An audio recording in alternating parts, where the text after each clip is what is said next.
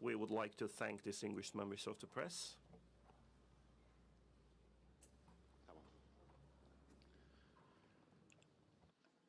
Ladies and gentlemen, it's great to be back here at the Antalya Diplomacy Forum. As of April of 2026, the world is closely watching 3 wars: Ukraine, Iran, and the quiet war that's being waged against the international order.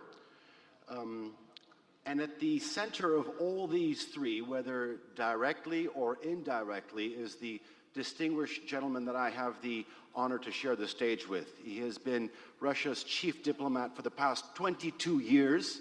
He has arrived here from Beijing, and he will leave Antalya and return to a world that looks nothing like the one he inherited back in 2004, but everything like the one he's been predicting for the past 2 decades. Mr. Sergey Lavrov, Your Excellency, welcome back to Antalya.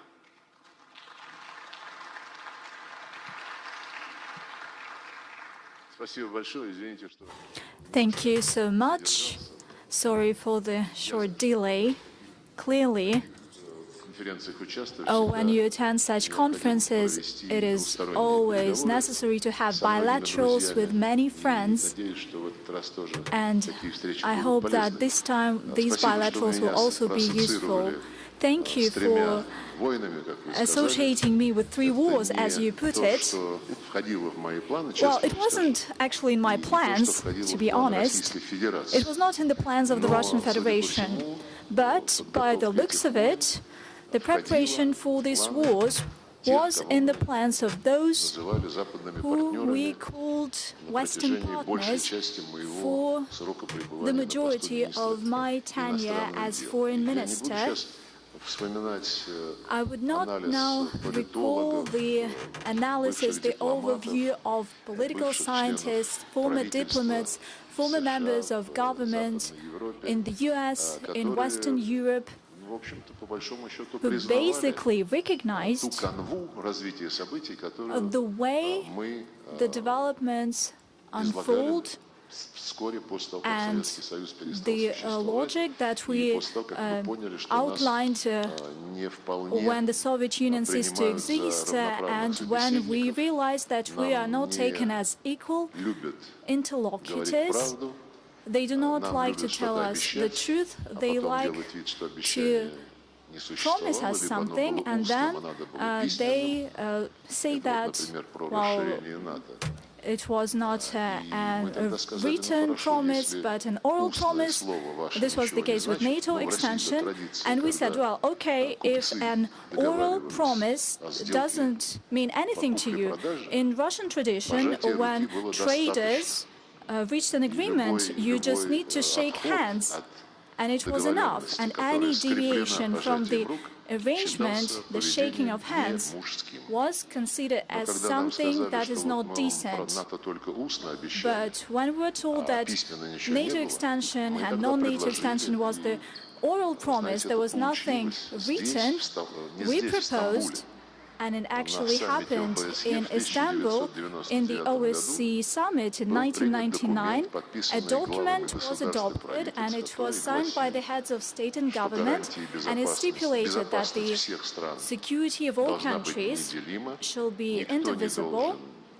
Nobody should strengthen its security at the expense of security of others, and most importantly, not a single country, group of countries or organization in the Euro-Atlantic region shall have the right to claim the preeminent role. And this was as early as 1999, soon after we established the NATO-Russia Council. It's stipulated on paper, and if we understand what we're talking about, and we're all literate people, it's stipulated that NATO shall not dominate, it shall not strengthen its security at the expense of security of others. No, it also has not succeeded. And when we recalled it in the height of the Western campaign to prepare Ukraine for the Western war against Russia in November and in December 2021, when it became all crystal clear, and when our delegations at the level of Defense Ministry met, and heads of intelligence services, and yours truly met with Tony Blinken in Geneva, we outlined, we clarified the initiatives that we once again pitched on behalf of the President, the initiative to establish a relationship that would be on an equal footing, that will build on the indivisible security principle between Russia and NATO. And we proposed a separate document between Russia and the US. And we were told that our proposals to write down that NATO would not extend, it is none of your business, it is the business of NATO per se, and those who want to become NATO members. Therefore, they took back their promises not to expand NATO, because in late 1990s they were oral promises, then they were made written, but then they were told that we will not do that because these obligations, they are political, they're not legal. And we said, okay, let us do legal commitments. Russia and NATO will sign a legally binding document. You know what they told us? They said, unfortunately, the legal security guarantees could be achieved only when you're a NATO member, and that's it. End of discussion. So the developments that we're talking about, they were unfolding way before the Ukrainian crisis, way before the fact when Ukraine turned into a Nazi state. There is not a single country that bans a language, but in Ukraine, the Russian language is protected by the constitution, but they do not care about the constitution. They adopted law banning Russian everywhere, in culture, education, in media outlets, and even in routine life. At the same time, there is a series of law that encourages Nazism. It's not by chance that those European countries support Ukraine, those countries that see the revival of Nazism. To deep regret, we're talking about such countries as Germany, Finland. The Brits were never far from the philosophy of Nazism, actually. Therefore, indeed, this is the war that is waged by the West. It has been preparing this war carefully against Russia via Ukraine. The war in the Persian Gulf, in my view, there is no ill intention here. I don't think that there were actual plans to destroy the civilization. I believe that this is just a figure of speech. But there were plans to put oil under control, the oil that comes through the Persian Gulf, through the Strait of Hormuz. And before that, there was an operation that you have not mentioned, but it fits into the global processes that are developing right now. I'm talking about the operation in Venezuela. It was told that President Maduro is the leader of the drug barons gang, but once he was abdicated, it turned out that it was all about oil, and there were practical discussions right now between the US and our Venezuelan colleagues that are currently working in Caracas in order to share this oil in one way or another. What we hear and what we see means the decisive role of the US and the model that is being discussed that would define the future of Venezuelan oil. As for Europe, well, until there was the thunderstroke in the Gulf, so to speak, they didn't even think about continuing benefiting from future supplies of Russian gas and Russian oil. Only Viktor Orban and Robert Fico defended their right, and at the end of the day they did that. But in a year, if previous decisions of the European Commission, the group that was never elected but it was appointed by some kind of internal mechanism, they announced that from next year we are shutting down all Russian oil and gas import. After the crisis in the Gulf, they delayed this decision, I believe. However, the point of this policy is still here. They call it to no longer depend on the Russian oil needle, but everybody understands what they start being dependent upon, namely the American LNG and oil from this region. Our American colleagues get additional rights by their assertive policy, and it comes at a greater cost. However, Berlin, Paris, London, and especially Brussels claim, yes, it comes at a great cost, it is not convenient for the prosperity of our citizens, but we should withstand. This is our greater mission, to defend the freedom, the democracy in Ukraine, because Zelensky, in his war against Russia, champions European values. But I have already mentioned these values. The main value of Zelensky during this war is to ban everything Russian, the language, the culture, media, to ban it all. And the second value, which made him famous, is to glorify and legalize Nazism. These are the values that modern Europe has if it claims that Zelensky champions its values. That's what I would like to say about that. As for these three wars, they didn't make the headlines from the very start. Ukraine, for well-known reasons, since the West tried to play this propaganda card due to our special military operation, although it knew that it was inevitable and it knew it for many years, when it opted for turning Ukraine into a tool to fight against Russia. Nevertheless, they know how to play these propaganda tragedies in order to mobilize and galvanize their population and to mobilize some swing countries. As for the economic standoff, it is nothing new for the modern world. However, today, this struggle for economic heights, primarily energy-wise, is going on using very different means. You might recall some time ago, during the debates in the United Nations, many countries, the countries of the global majority, urged to defend the international law. And our Western colleagues insisted on urging to respect the rules-based order.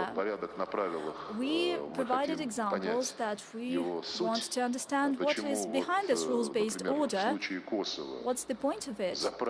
And in case of Kosovo, they took the rule of self-determination of peoples, although there was no referendum whatsoever, and no observers as well. But in case of Crimea, after several years, Crimea did not want to recognize the illegitimate regime that came to power without respecting the guarantees that were provided by Germany, France and Poland, namely the guarantees of the EU, and as a response, Crimea refused to live under the rule of these putschists and had its referendum.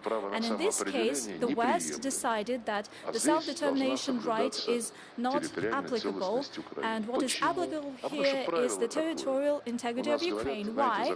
Well, because it's the right. We say that the law can be interpreted in many different ways, and that's the way they have been living.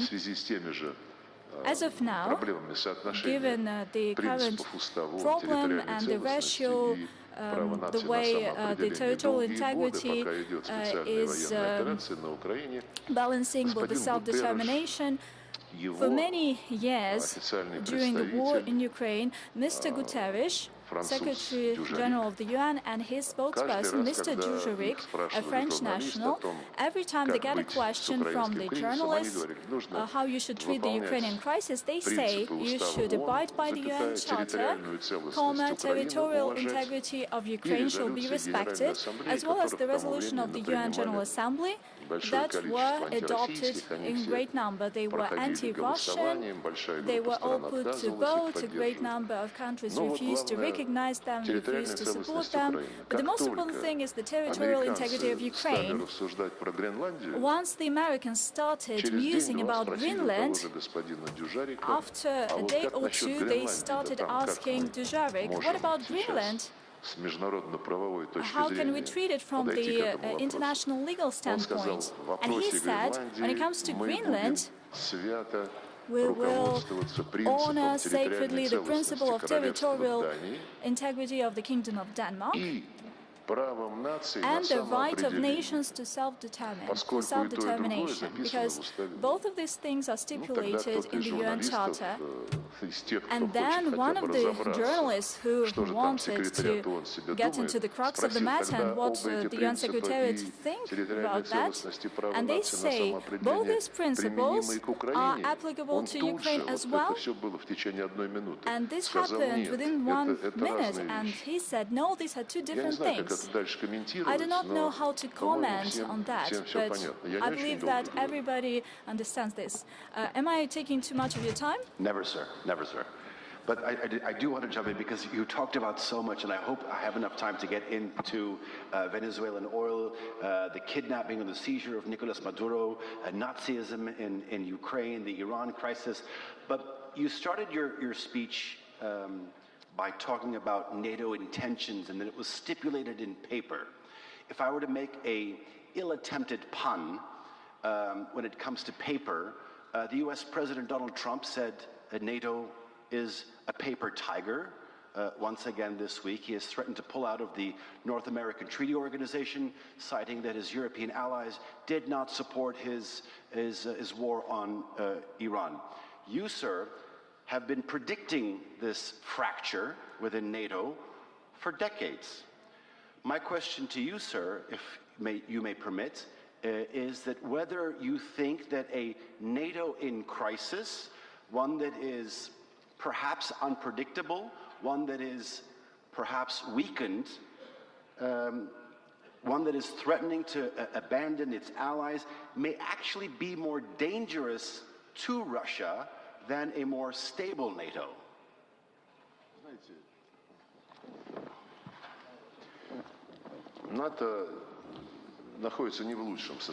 NATO is not in the best of its shape. We can recognize it all, probably.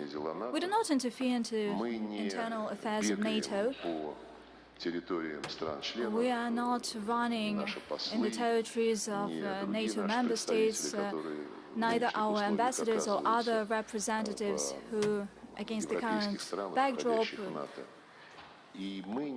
come to European countries that are part of NATO. Well, we're not doing any monkey business.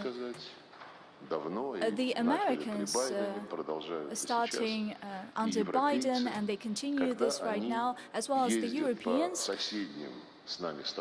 They do that. They come to countries that are neighboring us, these countries that used to be part of our common empire. They used to be part of the Soviet Union. They are current allies of the Russian Federation under a number of treaties in economy, in defense, in security, law enforcement, customs, and so on.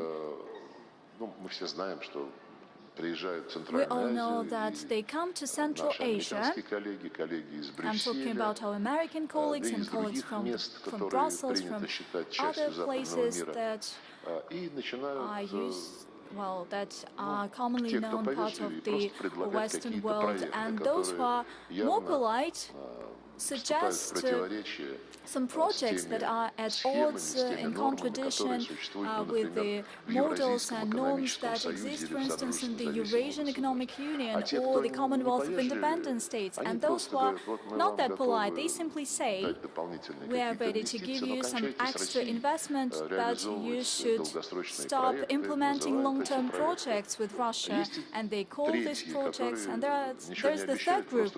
They do not promise anything. They simply say, if you keep signing something new with Russia, we will impose sanctions against you. That's not the way we do it. It's not that because we're not capable of doing it. Well, of course, we do not have that much power. They have much stricter discipline. We don't have such strict discipline with our allies. They do not say yes, sir, or yes, comrade. We do it differently. And it's just that we do not we're not used to pull people by force into some gatherings. We are used to striking a balance of interest. Getting back to your question, in NATO, by the looks of it, the balance of interest was based on one thing. The Americans want to rule everything. Okay, so be it. We're not against that. Let them pay for everything, and we will live in prosperity, and the well-being of our citizens will grow. Russia will provide cheap gas. And this was the framework of their arrangements. But then, for some reasons, the United States decided they spent too much on Europe. And Europe started to forget about their own responsibility in security and defense, and we see what we see. I don't think that there will be some drastically new entity that will be established. If we judge by the people who are currently the leaders of the European countries, especially in Brussels, NATO and the EU, NATO will still remain an aggressive bloc. By the way, they're currently discussing the new models. Apparently, the Americans want to get rid of this burden to fund Europe.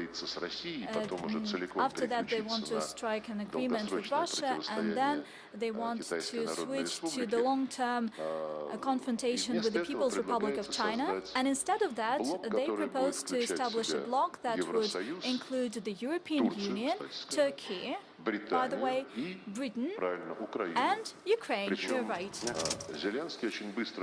And Zelensky grasped at this idea fast, and he said that the Ukrainian army will be the core and the guarantee of success of this thing, with our experience, best practices of what is needed to be done on the battlefield, our drone operators and other kinds of weaponry. The only thing you need to do is to fund our army $800 million. But the chief of his cabinet, the well-known terrorist Budanov, in his interview said, we don't have anything, we use anything that they give us in the war. So the leader of this bloc is quite peculiar. Overall, we see this movement towards the so-called coalition of the willing. They coined this term, but now they are more like the coalition of the willing that wants to pretend to be real, the coalition that wants to present themselves as something real. But I think that it will soon turn into a coalition of those who do not wish anything at all. I do not see how the national interests of the EU could be satisfied by imposing purely revanchist and militarized policy. And for the third time throughout the history of humankind, we are seeing it. For the third time, the global threat will stem from Europe. They try by all means to ensure that Ukraine is a trigger of this global threat. The President has repeatedly stated we have something to respond, although somebody tries to make jokes that Russia is promising something. However, the West is crossing new red lines. Currently, the Baltic states are providing their airspace. Poland is doing that so that Ukrainian drones, or the drones that were provided to Ukraine by some NATO members, so that they could attack the Russian Federation. And this choir of voices that you shouldn't be scared of Russia, probably somebody calls Russia a paper tiger, as Trump described NATO, but I would warn you against these parallels. In our national character, there is such quality as patience, and we said, well, God was patient and he said that we should be patient as well, but sometimes you are running out of patience, and it's good that nobody understands where this red line lies. Okay. Again, there's a lot to unpack, but I kind of want to keep a train of thought. For the past 20 years, you have essentially been arguing that the US-based rules order was essentially a fiction masking American hegemony. Mr. Lavrov, you have said that, you know, we're finally there. The United States has abandoned itself. But here's what the world looks like right now. And I want to make a tie to one of the central themes that we talked about last year, multipolarity. The world looks like this. The United States is bombing Iran. It is blockading the Strait of Hormuz. It has seized a Latin American leader, threatening to annex part of NATO country, Greenland. It is threatening to leave NATO, as we just mentioned. Is this the multipolar world that Russia was actually expecting?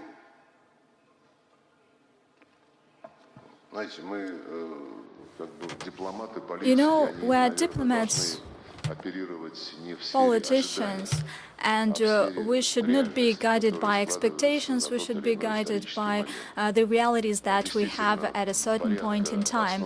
Indeed, when it comes to the rules-based order, besides this motto, there was never this rules-based order. Since this motto was coined a decade ago, or more than that, we asked them to show us the list of this rules-based order, the rules that should underpin the order, but this does not exist. I gave you the example when they needed to recognize Kosovo independence, they used the self-determination principle. When they need to strongly neglect the right of the peoples of Crimea and then Donbass, at the forefront will be the right, or rather the demand, to respect this territorial integrity. And this is made on an ad hoc basis. In his previous tenure in office, the US Trump administration was the first in the world to recognize that Western Sahara is Morocco. You didn't need to have any negotiations, but negotiations are still ongoing. Nevertheless, for the US, this is part of Morocco. the Golan Heights. Israel has occupied it for a long time, and every 5 or 6 months the UN Security Council adopts a resolution in this regard. But in his tenure, in his first tenure in office, Trump said that this is part of Israel. Currently, after what is going on in Gaza, in West Bank, currently Israel is not just controlling the Golan Heights as recognized by the US, but also the buffer zone that was controlled by the United States. And it covers these Golan Heights for extra kilometers, several kilometers, but nobody recalls that. Nobody recalls about the West Bank as well. Nobody is talking about the fact that the Israeli leadership openly claims that there will never be a state of Palestine, and everybody else keep on saying as a mantra that the only just way to address all the matters in the Middle East is to establish the state of Palestine within the 1967 borders. But the Prime Minister of Israel said, no, there will be no state of Palestine. President Trump proposed a plan on the Gaza Strip, and it was introduced, it was submitted in the UN Security Council. It stipulated that it should be ensured that Hamas shall be disarmed, there should be some kind of stabilization force, and on this framework it is necessary to rebuild the Gaza Strip, the social sector and the residential sector. Although according to some leaks they wanted to establish some riviera there, a tourist destination with yachts and so on. And when this draft resolution was submitted, together with China, we asked how is it in line with the fact that the UNSC and the UN General Assembly adopted decisions unanimously when it comes to the state of Palestine. And they said that it has nothing to do with that, this is a completely different thing.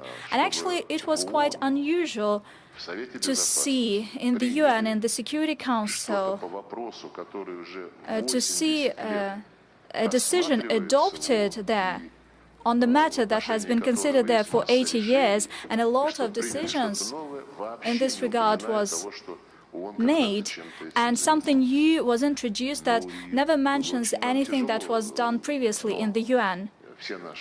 It was quite hard, but all our colleagues, the Palestinians and the majority of Arab countries, really asked us not to block this resolution. And together with colleagues from China, we abstained from that. And we decided to give it a chance, especially since the Arabs were interested in that. However, indeed, intensive fighting has ceased there, but the truce is not respected. On top of that, there is this Lebanon issue that arose, and there is the relevant United Nations Security Council resolution on Lebanon as well. It has been violated for many years when it comes to the status of the Lebanese lands to the south of Litani River. And when we take a look at what is happening in the Strait of Hormuz, I wouldn't want us to ignore the Palestinian issue. Incidentally, in Syria, some complicated processes are unfolding as well.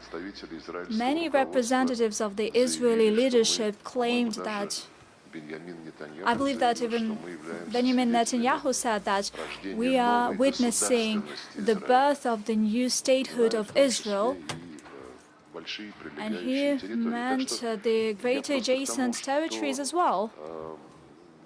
What I'm saying is that politicians and diplomats do not have the right to focus on matters that make the headlines, the breaking news on TV and social media, simply because somebody wants it to be making the headlines. for it to be the focal point. It would be sad if a historical decision of the UN on the two-state solution, the establishment of a Jewish state and the Arab state of Palestine, it would be sad if this decision is ignored and dismantled. And this also speaks about the international law. In this case, when it comes to decisions of the UN on the Palestinian state, there is no difference between the norms of the international law that demand the establishment of this state and the rules that the West applies when it needs to in one way, and it applies it in a different way when it is not fitting to it. So the rules-based order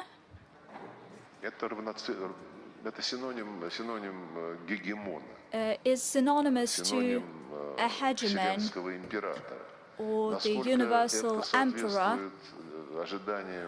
How does it meet the expectations from the multipolar world, as you put it? I think that we're not in the middle of this path, we're at the beginning of this path. It will be a historical age and a challenging one, because somebody will have to abandon its habits, to impose everything to everyone, to punish everyone. Somebody will have to abandon its habit to hide behind the back of a daddy or uncle and not to take responsibility for one's own actions. You need to abandon a lot of habits. And probably many countries will have to abandon this habit to believe those who deceived them repeatedly. I read a lot about the trends of the multipolar world order, and currently this world order is taking shape in an objective way, because the rules of globalization, and this globalization was introduced, was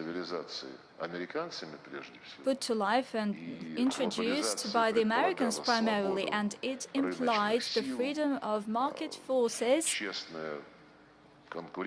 fair play, fair competition, innocent until proven guilty principle, and most importantly, lifting all barriers in trade and economy everywhere. And as you can see, this globalization has come to an end. And even since Biden, we have been witnessing fragmentation, regionalization, and trade wars that the United States has been actively using as a tool to strengthen their positions and to seize and keep their previous positions. They have nothing to do with the globalization. This is new life, and it's not by chance that an increasing number of sub-regional entities start thinking about or even start working to ensure that they are safe from the diktat of dollar, for instance. Dollar has been turned into a tool of war. I do remember that under Joe Biden presidency, then candidate Donald Trump, the opposition candidate, chastised Biden and his team for destroying the reputation of the dollar, turning it into a tool of sanctions and cutting trust to it. Donald Trump recalled under Biden the times when they shifted from the golden standard, and the Americans convinced the whole world that dollar is not something that the US owns. It is the good of the whole humankind. It does not depend on the wishes of somebody and the desire to punish anyone. It is just the boon for the humanity. That's the way it was put it. And Donald Trump, during the Biden tenure in office, recalled the way Biden destroyed the reputation of the dollar. However, when he came to the White House, Donald Trump said that he would punish BRICS countries for not using the dollar. So it's not about the place that you occupy, it's about the things that you think and say. And BRICS is not the only entity that considers establishing independent settlement systems, payment systems, insurance and reinsurance models, establishing direct bank relations. It is talking about establishing its bank, the new development bank. Well, it is related to BRICS, but it is based on the Bretton Woods system, and these principles are no longer applicable. When President Lula once again came to power in Brazil, he proposed to CELAC, the community of Latin American countries, to do that, and as one of his initiatives, he proposed that CELAC should be in charge of the matters that we're talking about, namely to establish independent mechanisms of doing business, trade, investment, so that nobody could impact this in a negative way. Under Trump, the United States responded in a negative way to any attempts to use something else and not the dollar. Is it the freedom of choice? It is not the freedom of choice. Therefore, the old globalization model is being destroyed due to objective reasons. We see the economic growth of China and India, and it outpaces the growth rate of the US. As per purchasing power parity, China ranks first, and this trend will continue. Therefore, objective economic trade indicators of the states, the ratio is changing, the balance is changing. In the IMF, the US has been artificially curbing this quota redistribution in order to keep the veto right that they still keep. And this doesn't change anything. If in the IMF and the World Bank, they would build all their actions building upon the real state of affairs in finance and the economy, there would long be no hegemony of the US in these institutions, in the Bretton Woods institutions. So let us not play the guessing game. Everybody anticipated the multipolar world where there will be a balance, but Donald Trump came, and in a year he showed what he's thinking about. The process is yet to begin. We're talking about a very long historic age, and we should be building upon objective trends. And the objective trends are that new powerful hubs of economic growth are taking shape. These are centers of excellence, of high tech, and economic powerhouses. And with that comes political clout. Therefore, for instance, President Putin suggested holding the summit of five permanent Security Council members in 2020, but then the pandemic stood in the way, so it's hard to tell whether the leaders of the US, France, the UK were ready to do that. China spoke in favor of this initiative back in the day. And recently, in one of my speeches, I recalled this proposal, and in principle, we always stand for having meaningful, constructive discussions, meetings. However, we can hardly expect that our French and German and British colleagues would show a reasonable approach. In their statements, in their public addresses, well, at least the current leaders in Paris, in London, in Berlin, in Brussels, they make such statements And it is not possible to deviate from that without losing your face completely and without losing the trust of your voters, without self-exposure as people that do not care about the future of their country. But at the same time, there are other fora, for instance, G20. Virtually all BRICS members are present there. There is the G7 Western group. And by the way, in G20 there are 10 countries in favor of BRICS, 10 countries in favor of G7. And there are also events where representatives of great powers turn out to be in one place at one time, and in the majority of cases they use it. If they are responsible leaders, they use it in order to compare notes, in order to have an unofficial conversation. Especially, I believe it is important at a time when everything changes overnight. Therefore, all the developments that we're witnessing currently, well, somebody says, actually, this is World War III. It's just that we do not understand that currently that's the way the global wars go. But it's not up for us to judge, it's up for historians. Most importantly for us, for people who, and a nation who lived through a great number of wars in its history, and especially the tragedy of World War II and the Great Patriotic War. For us, the main criteria is the life of people, so that they would not be put at risk. I do not know whether you've heard it or not. It is our genetic inherent quality that is challenged by somebody such as Kaja Kallas. She said that over the past 100 years, Russia attacked various countries 19 times, and it attacked several countries several times. And she added, let alone Africa, that is without counting Africa. Actually, I'm pretty calm when there are such people in European countries. We still have hope that the peoples of the European countries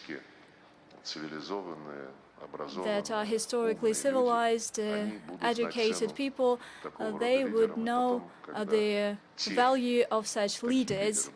And when such leaders claim to be at the head of a pole in a multipolar world, I believe that they will see their merit. Again, sir, there's a lot to unpack, and I'm hoping that I can frame my next question, which can include a lot of the themes that you mentioned. You mentioned the United States using the dollar as a tool of war. You mentioned BRICS, China, even Europe. Here's what comes to mind. In light of your latest trip in Beijing, I believe the annual trade between the Russian Federation and the People's Republic of China exceeds $200 billion. And I'm sorry that I have to express it in dollars because that's the figure that I came across with. You export a big majority of your crude oil to China. While you were in China, you said that Russia was in a position to fill in the energy gap. You buy components from China to support your defense industry. You settle in yuan. I understand the strategic relationship, but I'm wondering if this borders on economic dependency, and perhaps how this relationship that you have with China is different than the one in terms of structure, how it differs from Europe, which you spent many years criticizing and saying it was a trap.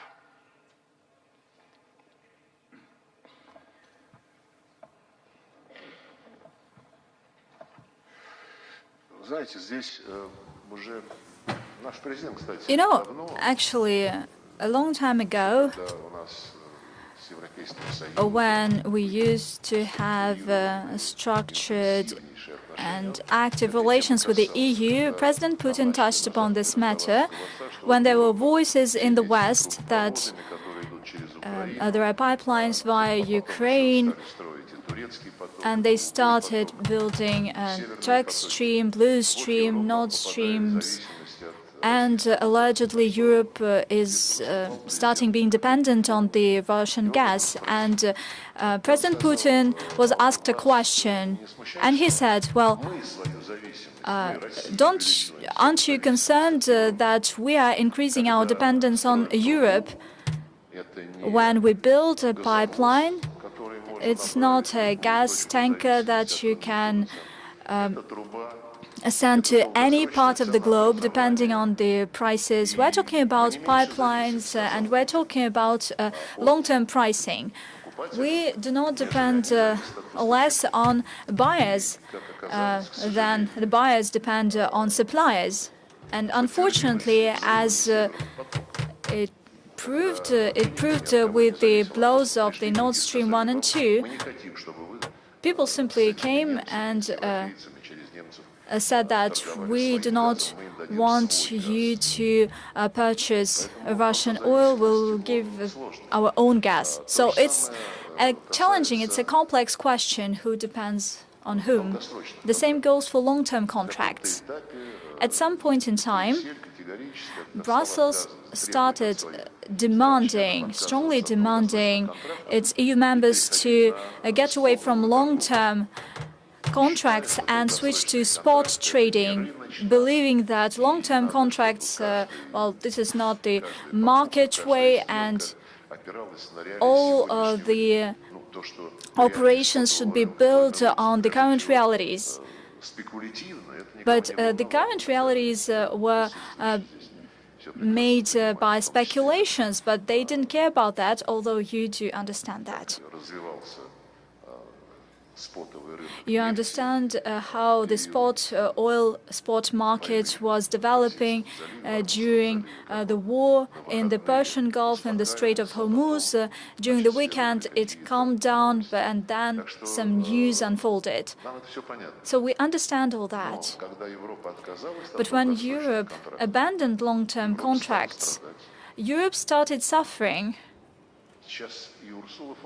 Currently, both Ursula von der Leyen and many supporters of hers in the European Commission say that finally we are no longer dependent on the Russian gas and the Russian oil, or we just have several months of dependence, and this is publicized as an achievement. You know the global economy, and probably there is the statistics, although it is not shown to anyone. Namely,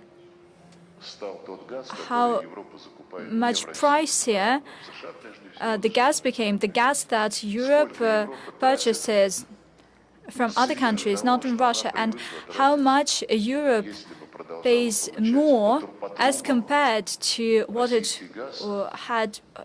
would have paid for Russian gas under long-term contracts. As for the People's Republic of China, as you know, we have a very well-balanced relations. We have virtual parity in trade with a little bit of surplus for our export, and we're not just talking about oil and gas, although we build pipelines in China, and there are plans to have an extra pipeline, and certainly they facilitate a lot the planning in the Chinese economy. The Chinese economy is a planned one. It is built on plans, and it is important for them to know the price of oil in several years. So, unlike the Europeans, long-term contracts are a priority for Chinese. Indeed, we depend on supplies, but we're interested in these supplies. It is more beneficial for us to send gas to China from Siberia. The prices are good, and the buyer is credible. There are no disruptions whatsoever, and there will be no disruptions in our supplies as well. But besides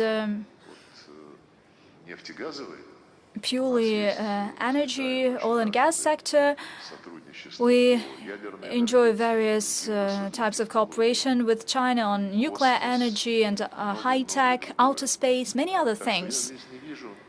Therefore, I do not see here any unilateral dependence.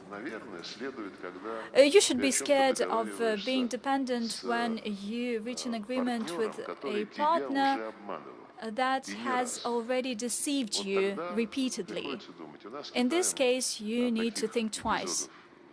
We have not had such cases in modern history of relations with China. The diplomacy of leaders is at the highest level, I believe, and during my trip to Beijing and during the meeting with President Xi, he reaffirmed such a commitment, and I conveyed to him the same mood of President Putin. They asked us, there are some political scientists who say, why don't you make a military agreement with China, because it is all going down to a war. And we answered to them, our relations are building upon a document that was endorsed and signed by the leaders of China and Russia, stating that our relations are higher, deeper, more reliable than classical military alliances. We can muse about this for a long time, we can cite various examples, but this is exactly the feeling that is felt by Chinese and Russians at the people-to-people contacts and as well as at the level of leaders. Mr. Minister, I slightly want to shift gears. And 6 days ago, Viktor Orban lost his re-election campaign in Hungary, and arguably Russia's most reliable advocate within the European Union. His successor, Mr. Magyar, has said that he was ready to unblock a 90 billion euro aid package to Ukraine. What is the Russian approach to this, the mindset, and your evaluation of Russia losing its most effective veto, I think that's a fair way of putting it, within Europe? Я бы здесь тоже не переоценивал. I wouldn't overestimate the developments that unfolded in Hungary that might take place during election in other European countries. Viktor Orban has repeatedly highlighted himself, and we agree with him. He was accused of being a pro-Russian politician, but he said that he is a pro-Hungarian politician.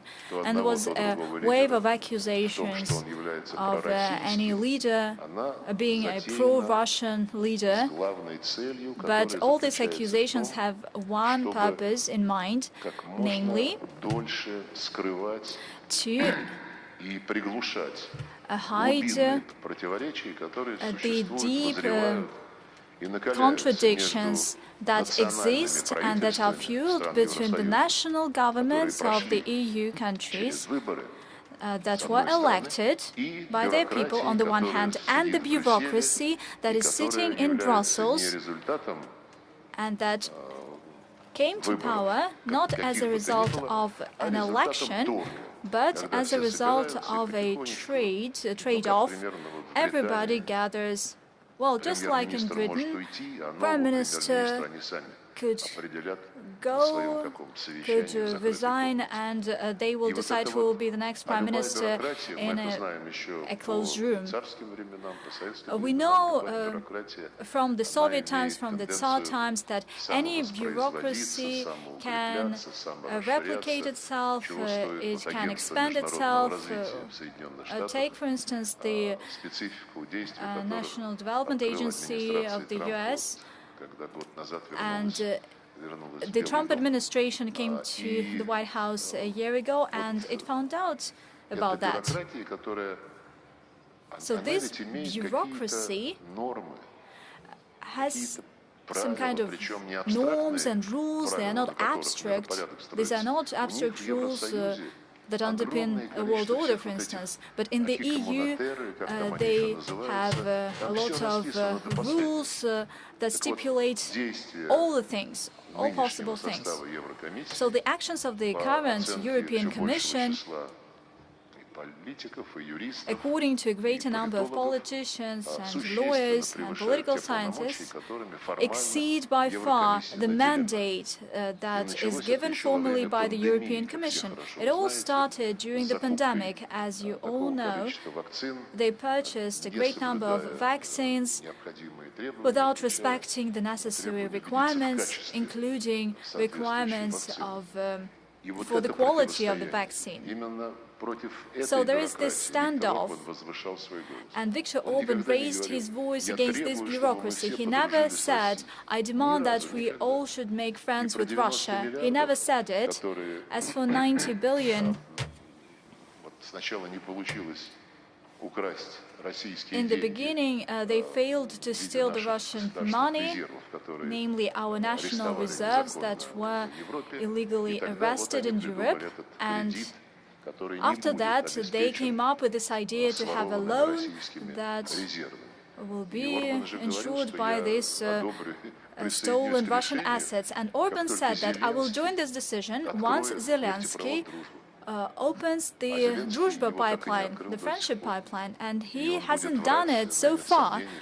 I have no doubt that he will lie, and he will say that this pipeline has been damaged.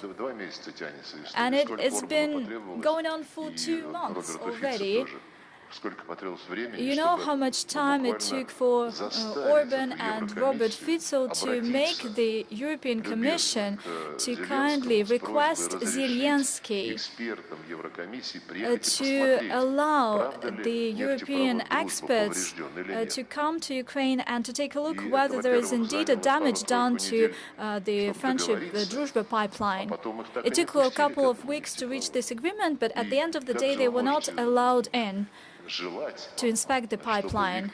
How can you wish for Viktor Orban to love the current regime that is ruling in Ukraine?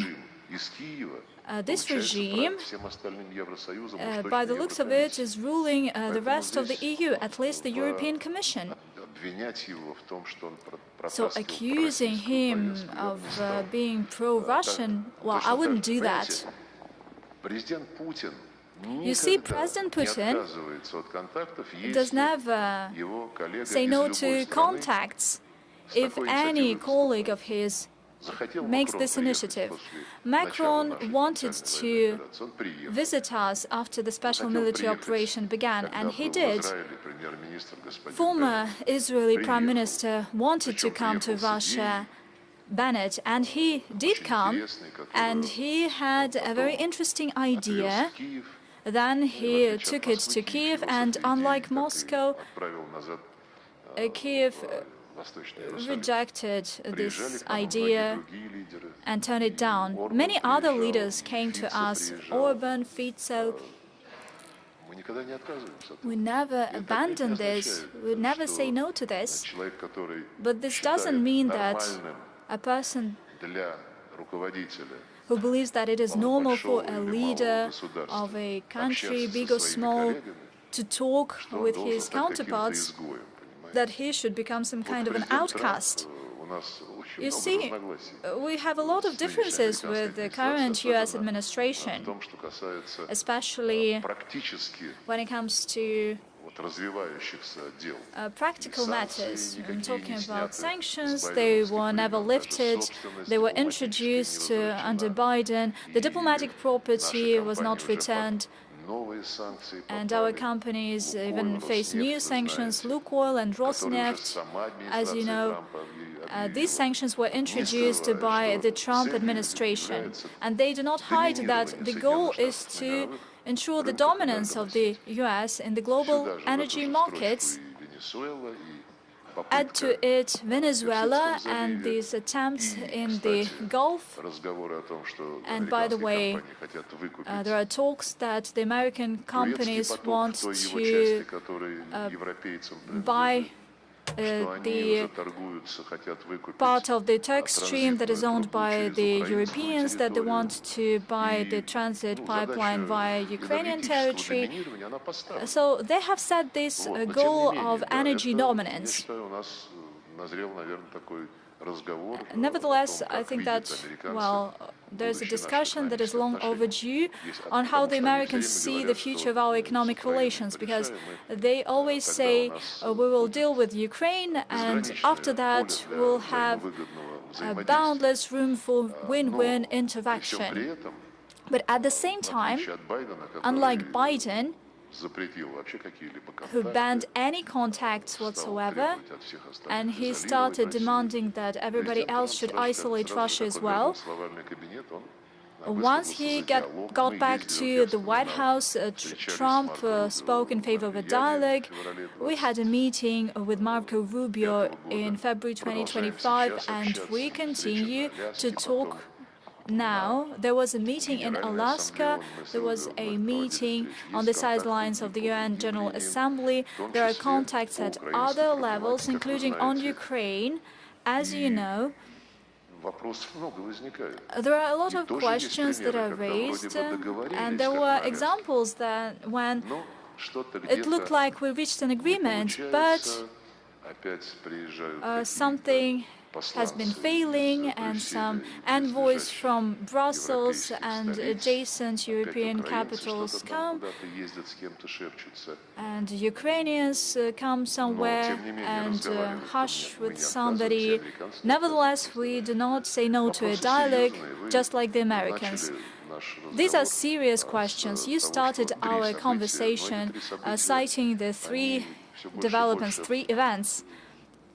But these three events are becoming increasingly global because everybody starts to understand that there are repercussions from all these events. And that also implies that some of the participants of this event have another goal. Somebody declared a war on drugs, but somebody wants oil. When they started defending the rights of the Ukrainian heroic people, they also have a hidden agenda to deter Russia, and so on. Virtually in all of the processes, we see this global dimension, and this too is part of the process when multipolar world order takes shape, and it will be a challenge. When it is time to translate this new world order into some new UN or the reform of the UN, there will be a struggle for those who will be claimed as a pole of the multiple world order. Whether there will be still the UN system, will it be about the permanent members, or will it take a different shape?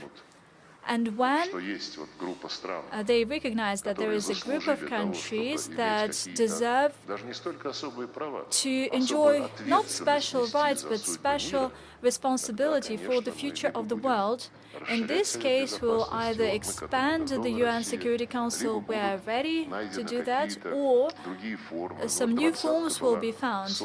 For instance, G20 was established primarily to ensure that leading stakeholders in the global economy could transparently reach an agreement, but in a narrow circle. But to a major extent, G20 makes up for the lack of progress on the reform of the United Nations Security Council, because in G20 they also discuss geopolitics, and wanted to be in the UN security geopolitical cloud.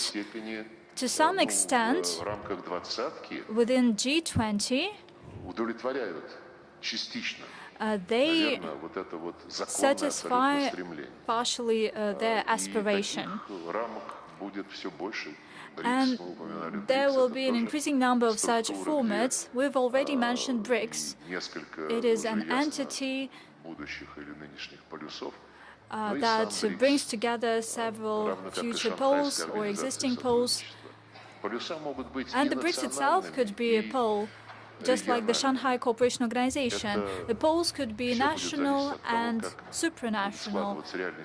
It will all depend on the real situation in economy, policy, politics, and security.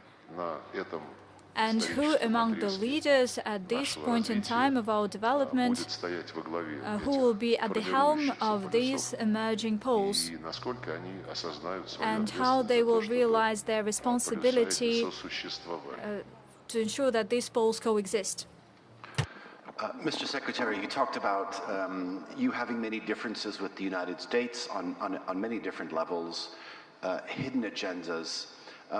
You have negotiated with so many people, going back 22 years, the late Jim Baker, Madeleine Albright, Powell, Rice, Secretary Clinton, Kerry, Pompeo, Tillerson, Blinken, now Marco Rubio. I may have forgotten one or two.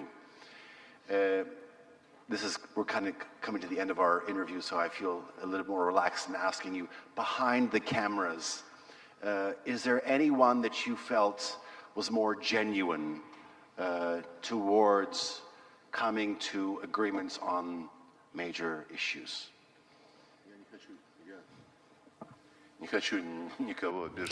I do not want to offend anyone. I always treated all my colleagues with great respect, not only from the United States, but also from other countries as well. Although there are colleagues whose names I even do not know, because out of inherent politeness, you would send a congratulatory message to a new minister. I congratulate you and wish you success, but they even do not respond. But this is the new generation, the generation of the willing. As for the politicians that you've mentioned, virtually with all of them, I enjoyed trust-based relations, honest relations. We could fight in public at the Security Council, for instance, but afterwards, in a professional way, we could find ways out in a professional way. I believe that in 1995, I just came to New York, and Madeleine Albright was the permanent representative, and there was an incident. It had to do with the illegal flight of a small flight from Florida to Cuba, a small aircraft, and it was downed by the Cubans. And it was deep into the night in Moscow. The Americans demanded an emergency session of the United Nations Security Council. And I didn't dare wake anybody up in Moscow. We had a brief exchange of statements. As usually, there was a break in the United Nations Security Council, and together with Madeleine Albright, we agreed upon 2 paragraphs. And at the end of the day, both Moscow, Washington, and Havana were happy with these paragraphs. I value such moments, let alone the fact that China did not buy the Waldorf Astoria hotel, and it was owned by the Americans, and Madeleine Albright occupied half of a big floor, and they had receptions there. And I had really fond memories of that. She always invited me to the library, and there was an ashtray and cigars, and she said, "I know that you are smoking, please help yourself." And you know, this is a human touch. Although back in the day it was banned to smoke in public places. Well, if we're talking about our achievements, I would mention John Kerry. It is a person, and if we take On average, I had twice as many contacts as with any other counterpart. When there was the discussion on the Iranian nuclear program, he used to live in Geneva for 2 months, and he paid visits to various countries from Geneva. He always tried to get into the crux of the matter. Therefore, the conversations were not short, I would say. And if we talk about our achievements, I cannot claim any dominating role here, but I was among the 7 representatives, 6 plus Iran, 5 permanent Security Council members, Germany and Iran, and we reached an agreement in 2015 on the Iranian nuclear program. And it was quite an outstanding event. Before that, in 2011, there was the Syrian Spring. In 2015, too, when President Putin went to the United Nations General Assembly and they had a brief meeting with Obama, and together with John Kerry, we were instructed to help address the matter with the Syrian chemical weapons. And back then, we ensured that the Syrian Arab Republic joined the OPCW. It turned away all its stockpiles, and as a result, the OPCW got the Nobel Peace Prize. Now they do not recall that, but it happened. Although, talking about trust, Western colleagues try to get back to the story and to prove that Assad didn't give everything in, and he's a bad guy, and it's a good thing that he was ousted. I do not know why they do that, but this process is ongoing. When it comes to the Syrian settlement, besides the chemical part, together with John Kerry and other ministers of the P5 member states, we adopted quite a number of good documents. On top of that, we even dealt with Ukraine with him. When there was a coup in February 2014, despite all the guarantees by France, Germany, Poland, somewhere in April, before the election in Ukraine, he proposed to meet in Geneva, and this meeting also engaged a lady,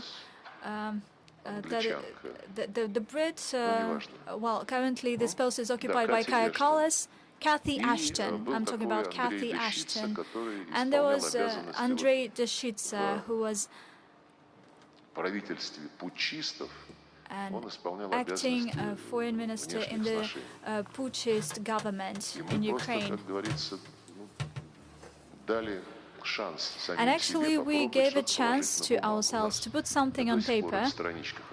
And up until now, we have this document that was agreed upon by all the 4 participants, the Americans, the EU, and Andrei Deshitsa. And it stipulated that we all welcome the movement of Ukraine towards the federalization, building upon a dialogue with the equal participation of all regions of Ukraine.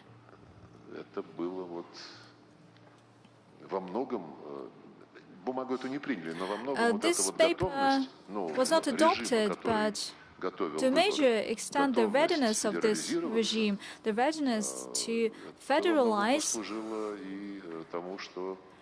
it helped the fact that the population, our population, was quite positive about the result of the election in 2014 in Ukraine.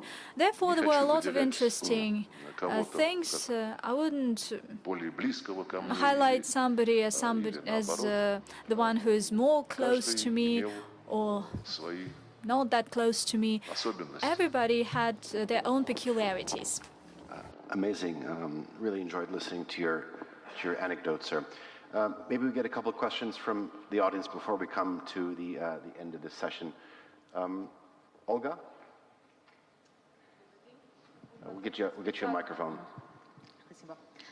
Добрый день, Ольга Осача, специальный корреспондент телеканала УНТ «Беларусь». Сергей Викторович, в архитектуре европейской безопасности об этом достаточно часто говорят и в рамках нынешнего форума. Вот, казалось бы, уже несущие конструкции будут шататься, но к опыту тех, у кого есть признанные достижения в миротворческом сообществе, achievements in peacekeeping. And the President of Belarus, Mr. Lukashenko, clearly outlined the position of our country. Belarus does not impose itself, but it is ready to participate in the processes that seek to achieve peace. Therefore, Mr. Lavrov, could you share your opinion regarding the prospects and opportunities of our country in such peacekeeping efforts and the role of Belarus overall in shaping the European security architecture? Thank you. The architecture of European security has been dismantled. Up until recently, it has been associated with the Organization for Security and Cooperation in Europe, the European Union and NATO, the North Atlantic Alliance.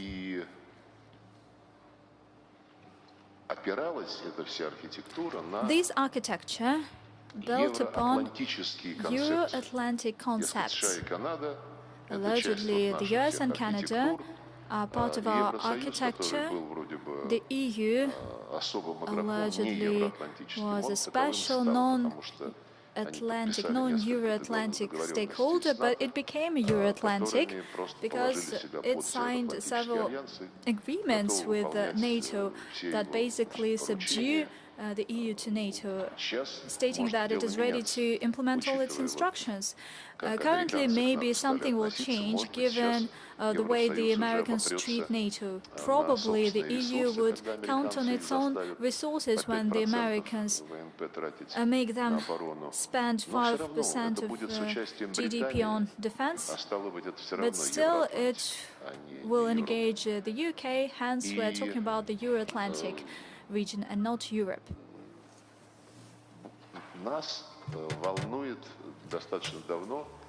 For quite some time, we've been concerned about a broader security issue. The OSCE has discredited itself. Relations between Russia and NATO and Russia and the EU were dismantled overnight with all the security commitments, and this is a good indicator of the worth of this Euro-Atlantic concept. For a long time, together with our colleagues within the CSTO, primarily Belarus friends, we've highlighted that Eurasia is the richest continent, but it does not have an all-continental umbrella, unlike Africa, where, unlike various sub-regional entities, there is the African Union, unlike Latin America, where there is CELAC, in addition to various narrow integration groupings. In Eurasia, there is none. There are both Soviet entities, the CIS, the CSTO, the Eurasian Economic Union, there is the SCO, there is ASEAN, and the Gulf Cooperation Council as well. There is this integration project under Indian leadership in South Asia. However, there is no such entity that would bring all the countries together. Our friends from Kazakhstan proposed to have the confidence and building measures meeting in Asia, but it is not all continental. The membership is not quite comprehensive there. Nevertheless, until we think whether it will be the ASEO or ASEO plus ASEAN, the Eurasian Economic Union, and we cannot get away from our allied Union State, Russia, Belarus Union State. Nevertheless, NATO several years ago said, indeed, security is indivisible, but previously, according to the OSCE, indivisible security meant that I cannot ensure my security at the expense of your security, but they interpreted this indivisible security in a different way. The security in the Euro-Atlantic is indivisible from the security in the Indo-Pacific. The previous NATO Secretary General, Jens Stoltenberg, was asked, how come you used to say that NATO is a defensive alliance? And without even blinking, he said, it is true, but you know, in these years, the threats to the territories of NATO member states stem from the Taiwan Strait and the South China Sea, and therefore NATO is actively introducing itself in this region, and it would be wrong for the Euro-Atlantic entity, well, until it is not dead, but still it has plans to spread its dominance throughout the whole Eurasian continent. In Central Asia, it is actively working, and especially in the Far East, they establish Indo-Pacific troikas, multilateral formats, AUKUS.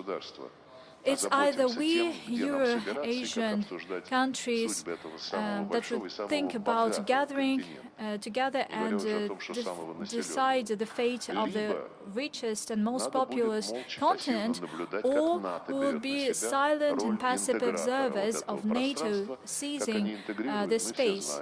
And we know how they integrate. They create small groups. They reach an agreement with every group. And therefore, we've been actively supporting the initiative by President Lukashenko to hold an annual international conference in Minsk, an international conference on Eurasian security and the architecture of Eurasian security. 3 sessions already took place. This year there will be the 4th session. I attended all of them, and I will look forward to the next one. Together with Belarus, we've been advancing this idea, and we have a lot of like-minded countries, namely to develop the Charter for Multipolarity and Diversity in the 21st century. It creates this ideological framework to continue our discussions. It is important that during these conferences that took place 3 times in Minsk, the Conference on Eurasian Security, representatives from Hungary, Slovakia, Serbia came, and I believe that the number of these countries will grow regardless of the fact who wins or loses election in an EU country. Pragmatic politicians will understand the added value from participating in this kind of discussions. That's my way of answering your question. Thank you, Olga. I think we'll take one question from local media. Gökhan Bey, siz alabiliriz. Уважаемый Сергей Викторович, Your Excellency, given the difficulty of negotiating process in Abu Dhabi, what's your take on the prospects for resuming Russia-Ukraine negotiations in Istanbul, and how efficient the mediation by Turkey at this point in time? Thank you. We consider that it is possible to resume negotiations in Istanbul. This topic of resumed negotiations is not our top priority. We do not impose negotiations to anyone. We have always assumed that if a partner is ready, then we will not be found wanting. And this is all happening despite the very notorious track record of our Ukrainian colleagues. with which we had negotiations. Istanbul, April 2022, there was a proposal that was submitted by the Ukrainian negotiators, and it was endorsed by us as the key framework for the future peace treaty. And after that, the Ukrainians were banned from signing this treaty, and they said, keep on fighting. This was followed by a series of negotiations in Istanbul in summer, May, June, July, I believe.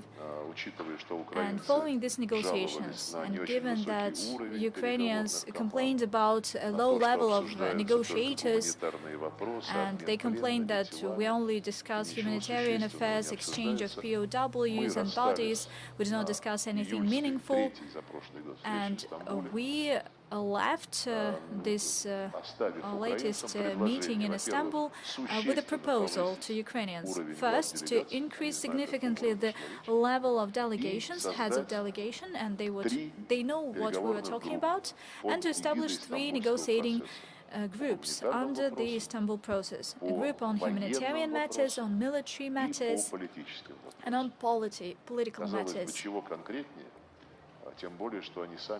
What more specific do you want, especially since they complained about this short agenda that does not include political and military issues? They waited till November, and then they said that they were not interested in that. They are always ready to present their position as open-hearted guys that are ready to do anything. But take a look at the statements by Zelensky, his multiple personal insults that nobody seems to care about, and the substantive statements. And his substantive statements say that they will not give up anything. There are parts of the territory that became part of Russia following a referendum, and Zelensky would not recognize that as Russian parts. Ukrainians will die, but this will remain part of Ukraine, according to him. Maybe some of his puppet masters should tell him that that's not the way to improve his reputation and his credibility, especially since, well, I do not know, it will not take much of your time, but I found specific quotes what this man said on matters that are in the center of our problems. And he said it as early as 2014 in summer, after the beginning of the special military operation. And he said, and I quote, Russia and Ukraine are fraternal peoples. It was in summer 2014 after Crimea. Russia and Ukraine are fraternal peoples, one blood with common history. If people in the east of Ukraine want to speak Russian, let them do that and give them the legal grounds to do that.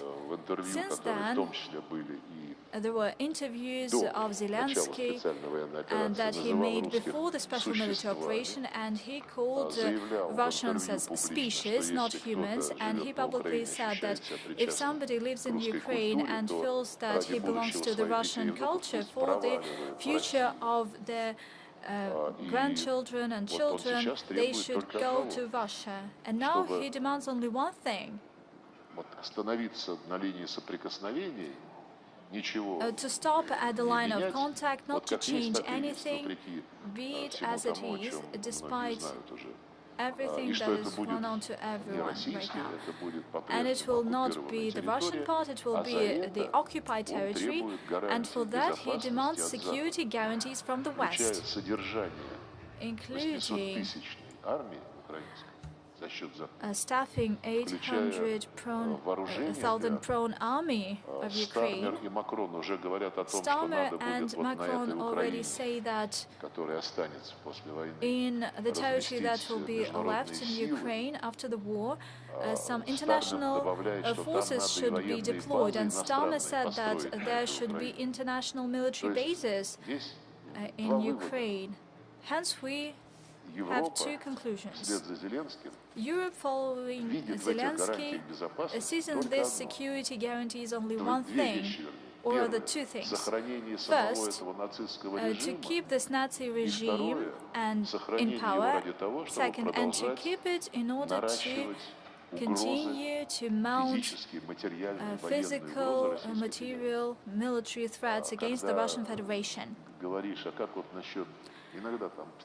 Sometimes there are colleagues that show interest to us in some international events, and we ask them, do you discuss in the EU the fact that Zelensky should stop banning the Russian language, stop banning the canonical church? Well, it can be made as part of a future agreement. What kind of package are you talking about?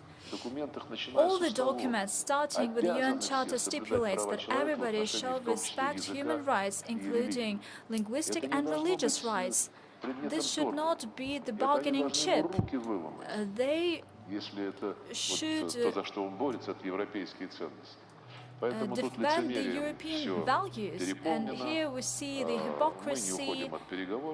We do not avoid negotiations. If somebody is ready to do that, we'll take a look at the convenient time, date, and the venue, as well as the agenda. But our goals are defined by the Supreme Commander-in-Chief, and we achieve them. Thank you very much.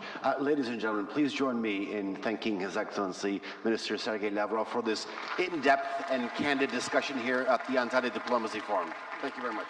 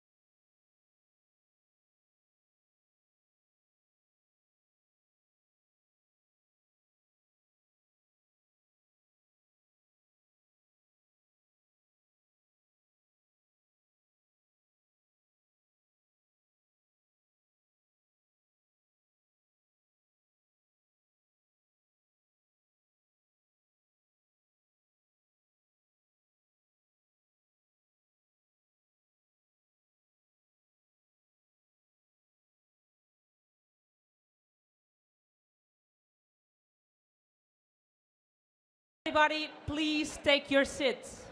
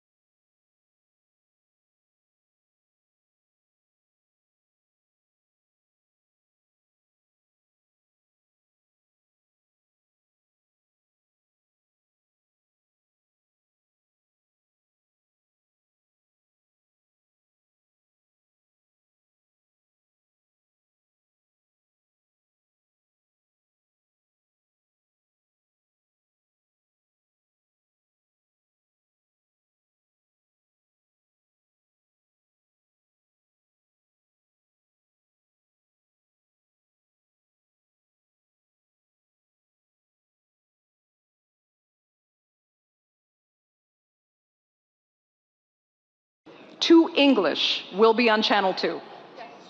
Arabic and Chinese will both be on Channel 2. I think we have that clear now. Great. So again, if everybody could please take their seats, we'll get started. I think people are still gathering their translation headphones. I'll just give it one more minute. I'll get mine ready as well.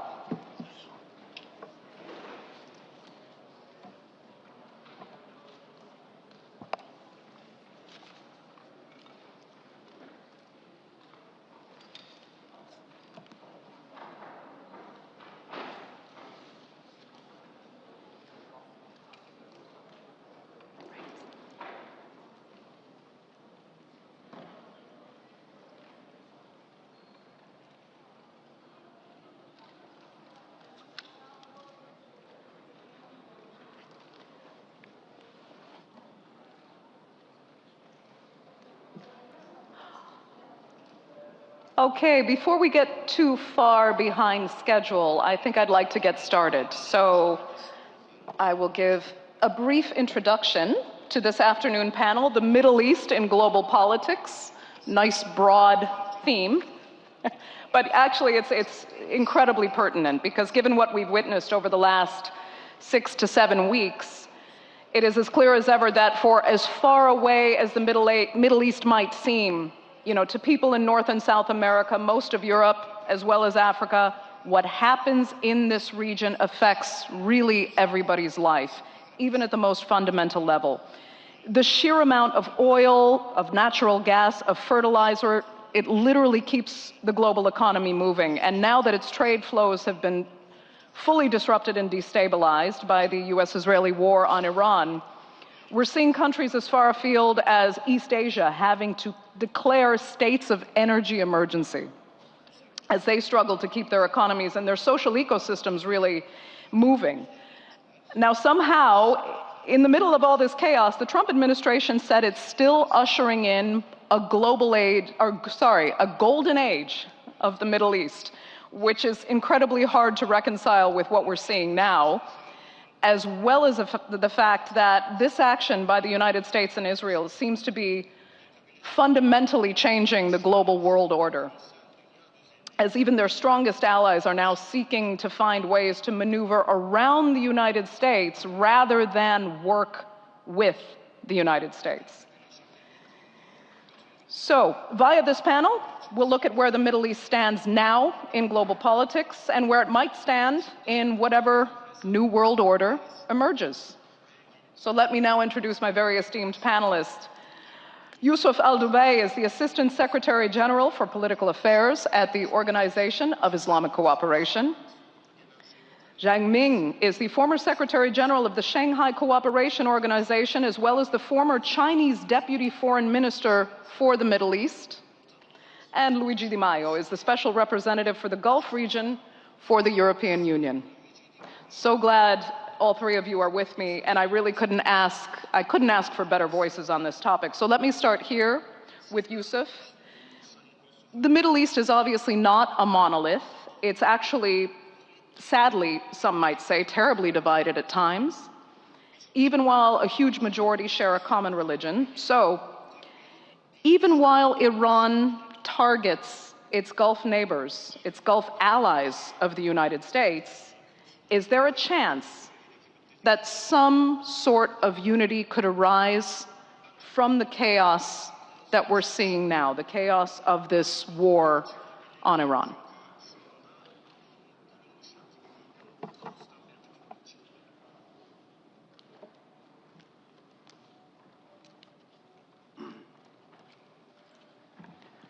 بسم الله الرحمن الرحيم. أولا شكرا لجمهورية تركيا على تنظيم النسخة الخامسة لهذا المنتدى الدولي الذي أصبح في حقيقة الأمر هو منصة دولية ومنصة كبيرة تجتمع فيها كل القادة وصناع القرار في العالم وليس في محيط معين، ولكي يتم تبادل الأفكار ورسم السياسات الخارجية الذي تحقق الاستقرار والتنمية، وباسم منظمة التعاون الإسلامي أيضا نشكرهم على دعوة منظمة التعاون الإسلامي للمشاركة في هذه الجلسة الحوارية. منظمة التعاون الإسلامي كما تعلمون هي ثاني أكبر منظمة دولية بعد الأمم المتحدة، وتضم 57 دولة من 4 قارات في العالم، وتنطلق هذه الأهمية من المكونات الجغرافية التي تحظى بها هذه المنظمة، ومن ضمنها كتلة الشرق الأوسط بما فيها إيران ودول مجلس التعاون والدول العربية وأيضا دول أفريقية وخلافه.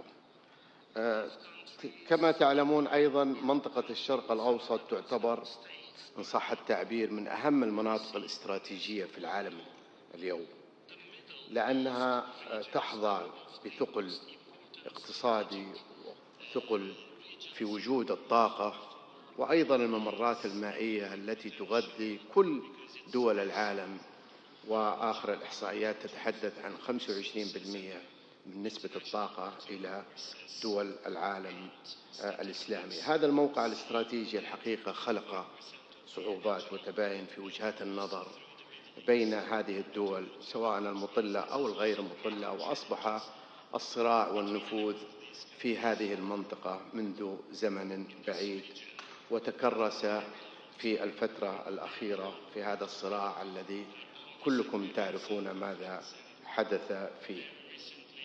كيف ينجح أو كيف تنجح دول أو الشرق الأوسط بخلق معادلة تتساوى فيها وتتكافأ فيها الفرص، وأن نجعل هذه الممرات وهذه المنطقة الآمنة؟ لا يجوز من وجهة نظري العبث في هذه المنطقة وهي تحتوي على هذه الثروات.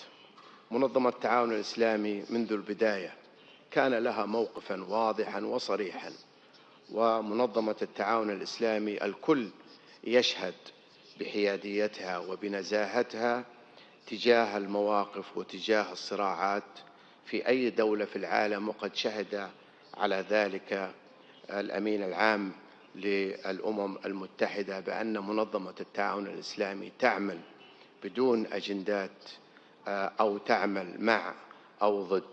منظمة التعاون الإسلامي منذ اليوم الأول أدانت إدانة شديدة على اعتداءات على دول أعضاء في منظمة التعاون الإسلامي، وأدانت بشدة بأن هذه الاعتداءات غير مبررة، وهي تتنافى تنافيا مطلقا مع ميثاق منظمة التعاون الإسلامي، بالإضافة وبطبيعة الحال ميثاق الأمم المتحدة.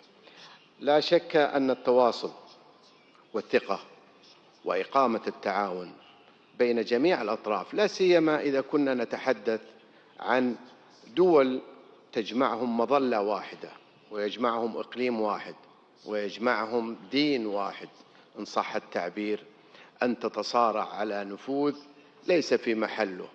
ومبدأ عدم التدخل وسيادة الدول نعتقد أنه من المبادئ الراسخة في الأمم المتحدة وفي القوانين الدولية، وبالتالي الكل يتساوى أمام القانون الدولي.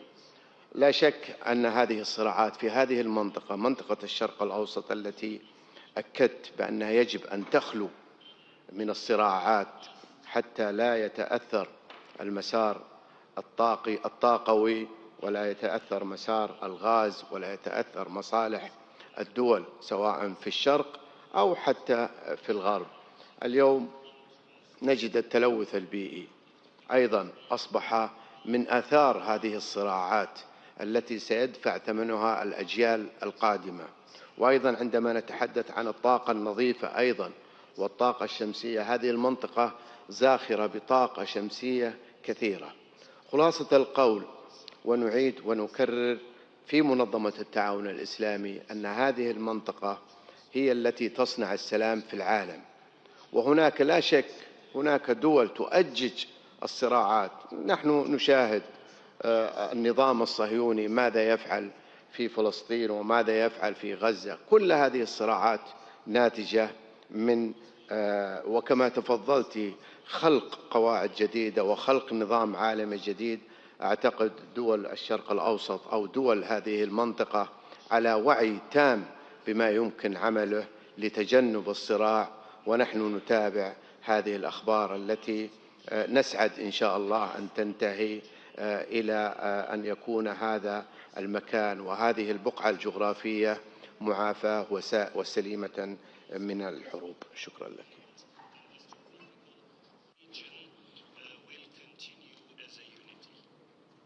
Thank you so much. I'm allowing the translators to finish.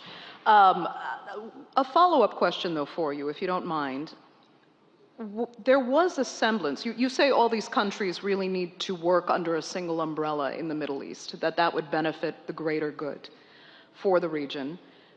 And there was a semblance of that when Israel attacked Qatar, we'll remember. They said they were targeting Hamas members, but it was unprovoked by Qatar, and yet Qatar suffered for it. And when that happened, we saw this very unique moment of unity among the Gulf states and the greater Middle East to come together as a single unit.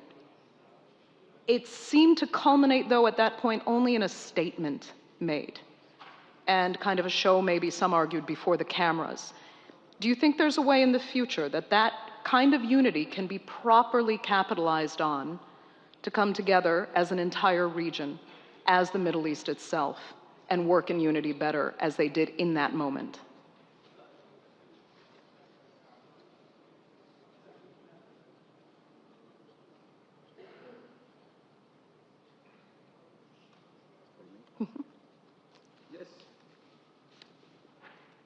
نعم، نتمنى. دور المنظمات الإقليمية دور هام ودور يجب أن يخلق مبادرات للتوحد. المنظمات الدولية هي بطبيعة الحال عمل جماعي، وبالتالي لا يجوز الانفراد بعمل ضد عمل، وخصوصا في دول منظمة التعاون الإسلامي 57 دولة. نحن نعلم ونعي أن نكون دائما محايدين عندما يكون هناك صراع بين دولتين داخل المنظمة الدولية، وعلى وجه الخصوص منظمة التعاون الإسلامي. الاعتداءات التي حصلت كان هناك صوت جماعي لكل الدول المعتدية.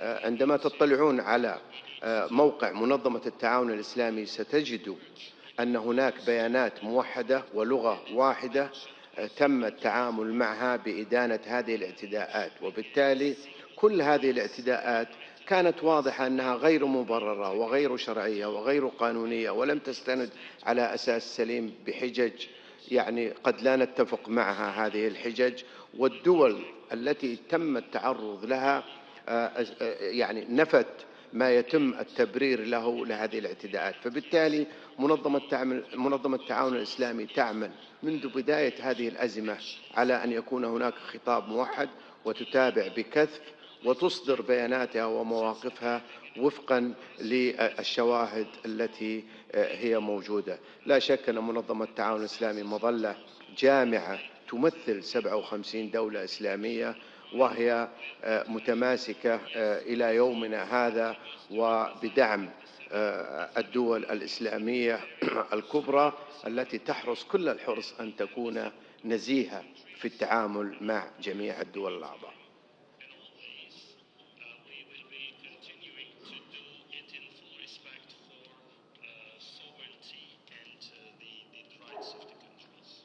Okay, thank you so much for that. Mr. Zhang, I'll turn to you. When we talk about a new world order, as we hear about now on a daily basis, constant analysis of how it could form, many have said it's China, that they see, in a sense, as the new superpower, but China has said it's a role they don't necessarily want because they prefer. Beijing prefers its non-interference policy, and in a sense, a benign China-first policy. So describe where you see China's place in whatever new world order you see emerging.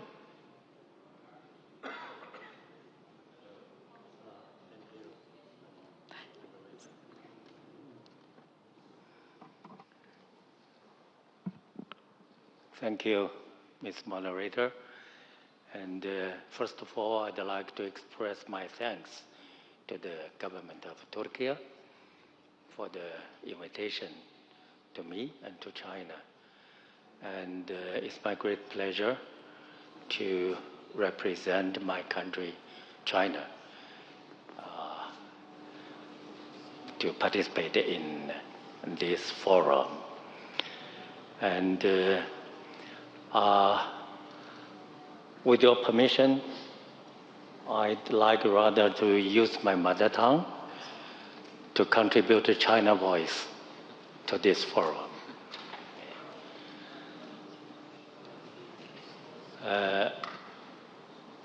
当前的国际形势呢，正如昨天埃尔多安总统在讲话中所概括的，我想国际社会大多都同意这样一个分析。目前的国际形势充满着危机和挑战，也充满着不确定性。那么很遗憾的是呢，这种危机和挑战以及不确定性，频繁的、高度的集中在中东地区。那么在这样一个背景之下，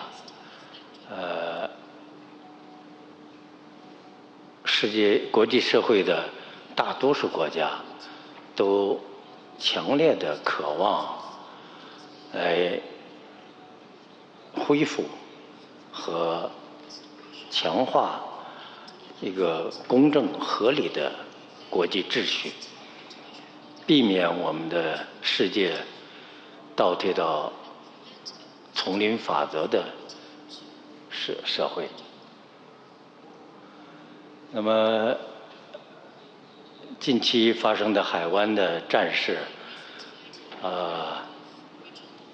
我想也看到了我们的世界所面临的单边主义、强权、霸凌的挑战，同时呢，也看到了主持正义的声音和努力。那么中国呢，长期以来高度重视中东地区，我们也同中东地区的所有国家建立起来了相互信任、平等合作的友好关系。我们也积极地参与这个地区的一些热点的事务。那么自本次的海湾战事发生以来，中方一直采取的一种积极的姿态来止战、劝和，推动事态向停火、向通过政治、外交、谈判的手段来解决问题的方向发展。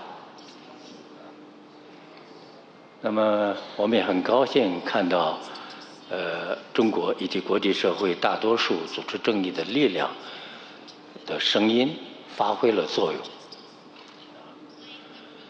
那么从长远来看，国际社会应该高度关注中东这个地区，因为中东这个地区稳定，我们的世界大概率可以保持稳定与和平。如果中东不稳，我们这个世界很难安稳，很难享有和平，世界的经济也会受到严重的影响。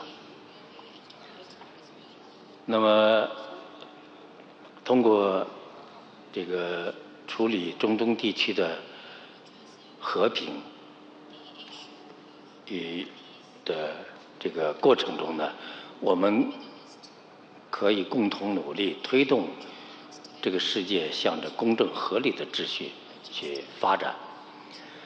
那么前两天呢，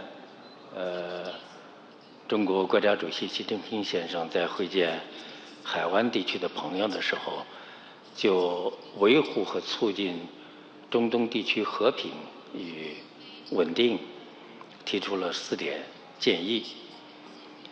我想这4点建议呢，可以把它视作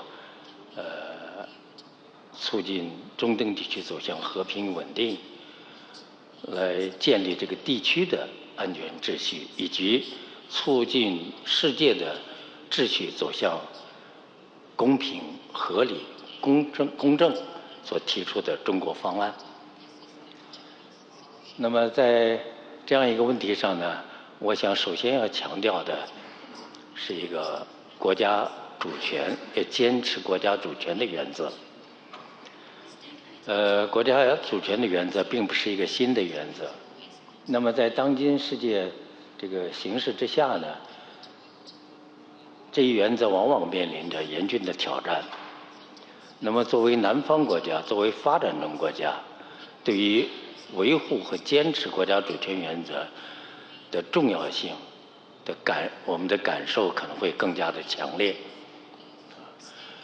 我想中东地区、海湾地区所有这些国家，他们的主权与领土完整都应该得到尊重。那么世界各国的这个主权与领土完整都应该受到尊重。在这样一个基础之上，来建立我们的国际秩序，它将会是一个可持续的国际秩序。那么第二一点呢，我想要坚持一个睦邻友好、这个相互尊重的原则。那么一个地区也好，以及国际社会也好，那么彼此之间难免会出现问题。那么出现了问题之后呢，是用武力的方式，还是用政治和外交的方式来解决？这是我们决定未来国际秩序的一个关键点。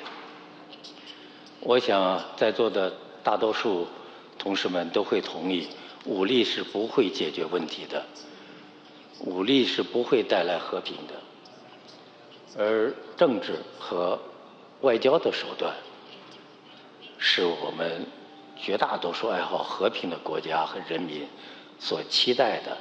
那么经过实践证明呢，它也可以带来可持续的和平与稳定的。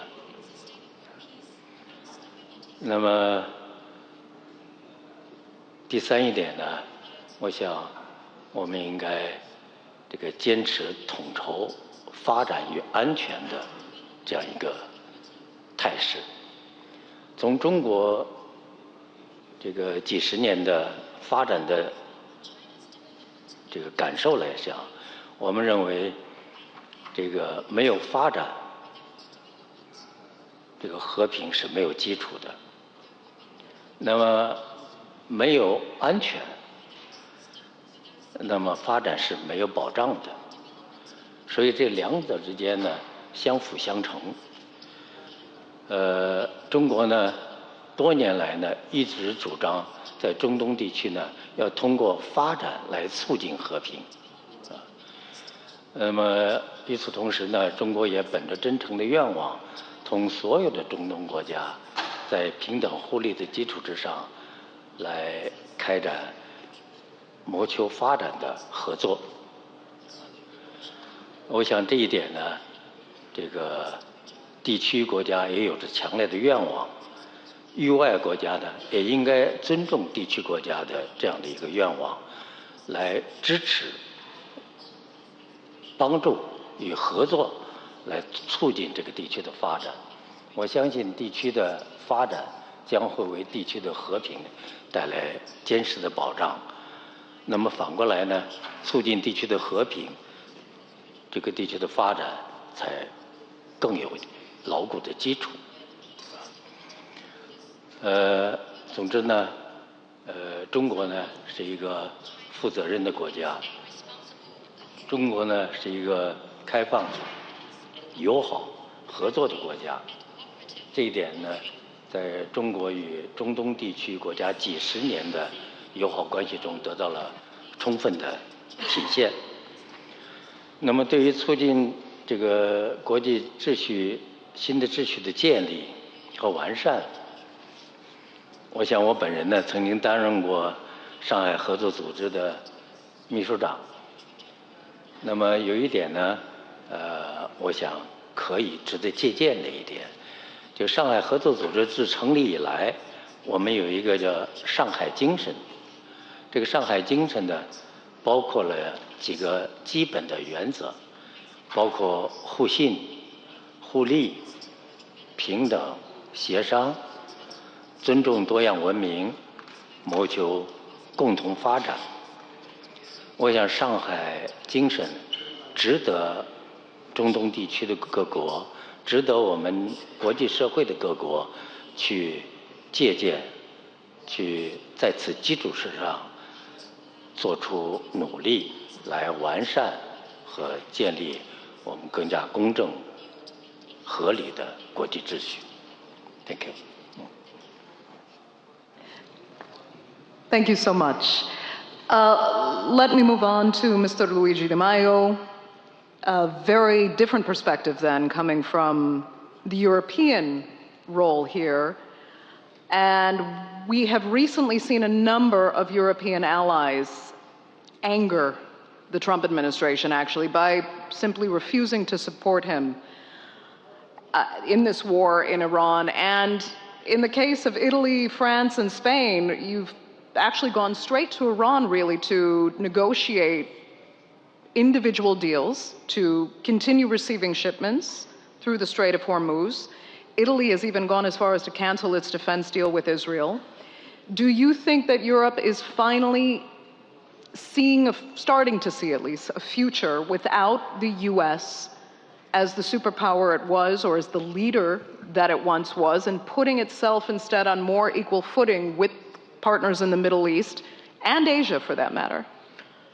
Let me first of all thank Turkey and the Antalya Diplomacy Forum for this invitation. This is my 5th Antalya Diplomacy Forum. I come here since I was Foreign Minister of Italy, and now representing the 27 member states of the European Union at this particular time of the history is even more important for me being here. And of course, we are experiencing as European Union, not only because of the debate, of the current debate that you already mentioned, it's a lot of time that we are experiencing a debate about the strategic autonomy of the European Union. That does not mean to replace our allies, to change allies, to change alliances. It's just about to work as much as we can as Europeans, and in particular as European Union, on our defense and security system. And this is, in my opinion, not so different if I compare this situation to the situation, for instance, in the Gulf, in the Middle East. For many of the countries of the Middle East, US, as well as for Europe, is the main security ally. But it doesn't mean that you cannot invest more in your strategic autonomy, and you cannot invest more in partner even with our partners. Looking at the situation now, in the Gulf in particular, I was there during the last month in the 6 GCC countries, first paying a visit of solidarity to each one of them, because they are our partners and friends, then accompanying my boss, the High Representative of the European Union for the Foreign Policy, Kaja Kallas, and a few days ago, the President of the European Council paid a visit to Saudi, Qatar, and Emirates for not only showing solidarity, but even for discussing about how to produce a structured solution to this crisis. And let me say that with this crisis in the Gulf, we are seeing again a further erosion of the international law. And if we want to try to find a solution for avoiding again another crisis like the ongoing crisis, or a wider crisis, a further spillover, we need to work all together. We need an alliance for protecting the international law. That does not mean to protect the status quo. I think that there are many responsibilities for the international community why we are at this stage of the erosion of the international law. It probably is linked to the fact that we didn't manage to reform our multilateral system. Yes, we can discuss about President Trump, absolutely, it's trendy. But at the end of the day, we are discussing since 15 years about the reform of the Security Council of UN, of the reform of the WTO, and even in the EU about the reform of the veto system among the member states of the EU when it comes to the decisions. And we still have not managed to reach an agreement. And when you don't adapt with reforms the multilateral system to the current ongoing scenario, it's clear that slowly, there is an erosion of the multilateral system. But we don't give up. As European Union, we want to support the international law and the multilateralism together with our friends in the Gulf. I would like to underline that we are not party of this war. Not only our governments, but our citizens, they don't want to be part of this war. At the same time, we are, as I said, strategic partners of the GCC.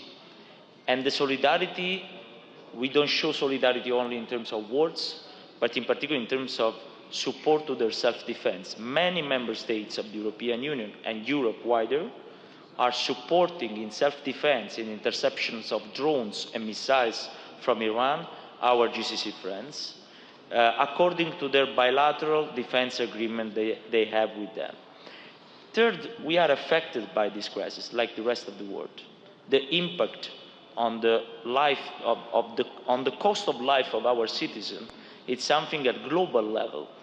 Probably a lot of people are discovering now that the Gulf is not only about oil and gas, it's about fertilizers, it's about helium for the semiconductors, it's about many other things. And the choke point of Hormuz, it's something that it shows how freedom of navigation, the international law again, is important for the stability and the prosperity for the people all over the world. The Strait of Hormuz is a natural passage, so the international law applies that strait, like Bab el-Mandeb on the other side of the Gulf. And on that we are fully committed. You saw yesterday in Paris a meeting of some member states of the European Union, plus other European member states, plus other countries joining this initiative. We are ready in a deconflicted scenario we are ready to guarantee the freedom of navigation in the Hormuz Strait. That means surveillance, defensive mission, so escorting vessels is not an offensive mission, and plus demining if needed. So there is a commitment in practical terms, but the Antalya Diplomacy Forum, it underlines every year more and more how the international law doesn't mean that we need people with the same position, but it's exactly the opposite. People with different positions, different opinions, and different postures, they come to the same table and they find a compromise, a solution. And even the ones starting the wars, then for finding a solution, they need the diplomacy. And then probably after they reach the deal, they need the international law for guaranteeing the sustainability of that deal. And in this case, I would like to commend really the initiative and the efforts of Turkey, Egypt, Saudi Arabia, and Pakistan in particular for the initiative of the Islamabad talks that at least brought the ceasefire. We know that in Hormuz, during these hours, the situation is very fluid. I cannot comment on the situation in Hormuz because it's not clear. But we hope that these talks that already brought to us the ceasefire can bring very soon a structured deal. But the challenge for all of us is the day after, to make sustainable the deal via the respect of the international law. Yeah, you'd be hard-pressed to find anyone that doesn't believe that international law very simply just needs to be respected. But when you have the biggest and arguably most destructive players in the game refusing to abide by even the most basic laws that we have, for as flawed as our international system and our international governance can be, we have a basic framework that should work. And it's been thrown out the window by arguably the biggest players in the game. So how do you suggest protecting the stability of a region like the Middle East? Is there a way for Europe to step up and perhaps find another path forward with a country like Iran? We can use the example of the JCPOA. Yes, the US pulled out. Was an opportunity missed for Europe to come forward and say, okay, we will keep to this agreement without the United States as a player, or are we just going to let it fall by the wayside? And we've seen what we've descended into since that agreement was thrown out the window. Go I'm ahead. very happy that you mentioned the JCPOA because I would like to underline two aspects. The first is that any solution for the region, for the Middle East, I spoke about the Gulf, but let's consider the wider picture, so at least the Middle East. Every solution for the Middle East has to be a region-led process. And this is probably a criticism that came from many sides, from a lot of sides, when the JCPOA was finalized.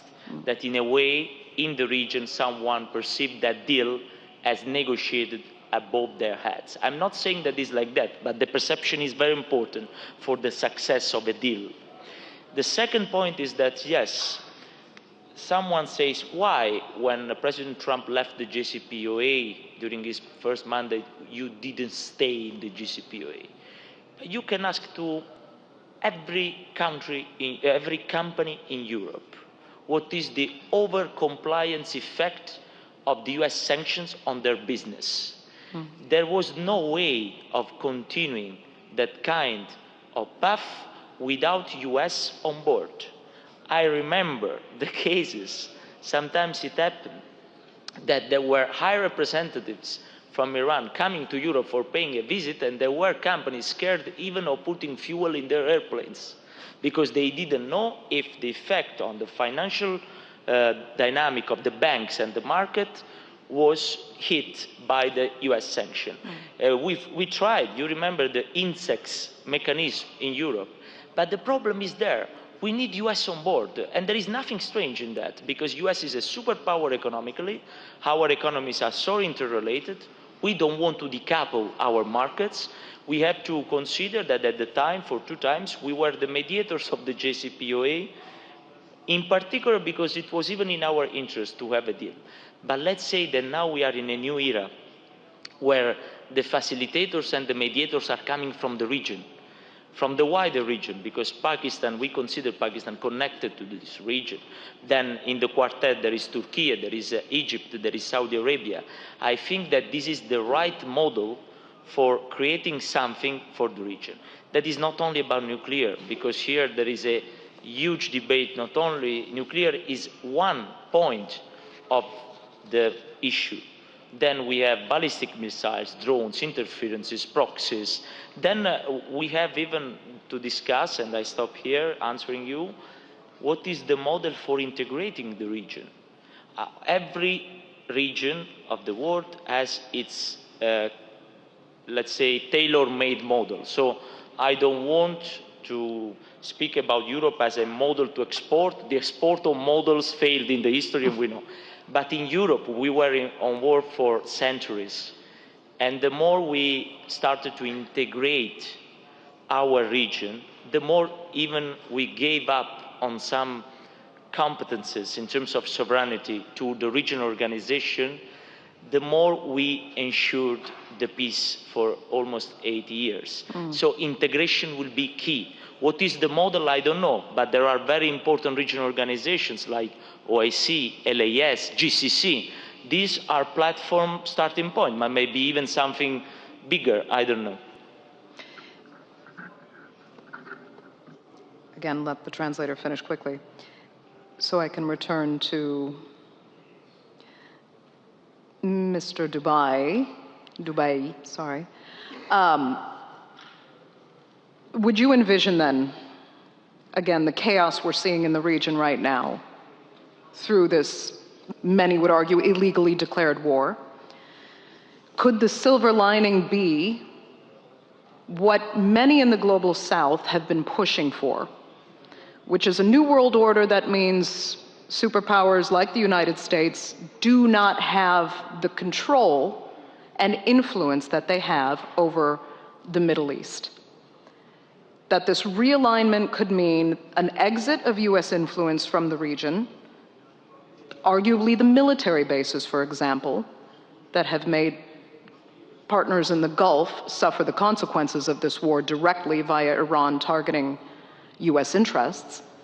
Do you see a possibility for a silver lining in the exit of US influence, which, by the way, the Trump administration has called for? That's part of their America First policy, and that they would rather stress the Don Roe doctrine of the Western Hemisphere rather than the Middle East and the Eastern Hemisphere. Again, would you see that as a silver lining and a real possibility, or would you rather keep and see the US influence remain in the Middle East as what some might consider a stabilizing factor, even if they're on the margins right now?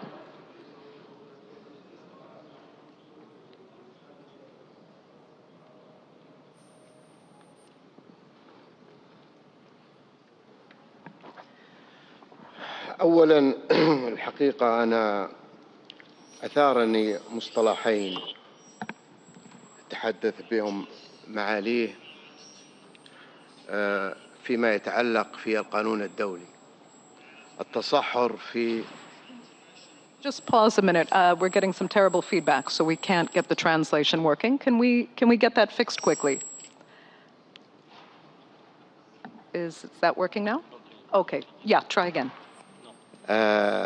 مصطلحين تحدث بهم معالي الممثل الاتحاد الأوروبي: التصحر في مواد القانون الدولي وذوبان إن صح التعبير كما ورد لي في الترجمة. Again, please wait. Yeah, nobody is getting the translation. There seems to be a serious technical issue. Okay. Yeah, there's a terrible feedback. Okay. Okay. كما تفضل عيد وعذرا على الإعادة لكن حتى يستمع ما أقول. Is it? It's still not working. It was working beautifully as of a minute ago. So.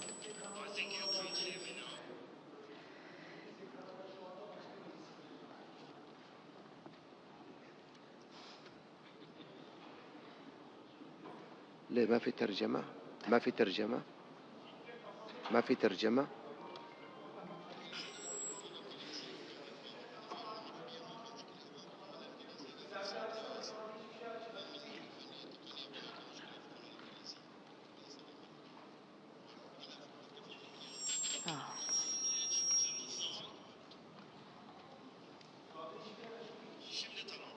Şimdi tamam. Okay, seems to be working now. That's much better, thank you. Perfect. برضه مرة أخرى عذرا على الإعادة. كما ذكر ممثل الاتحاد الأوروبي عندما تحدث عن القانون الدولي وأن هناك تصحر في القانون الدولي وأيضا ذوبان القانون الدولي، وأنا أتفق معه الحقيقة.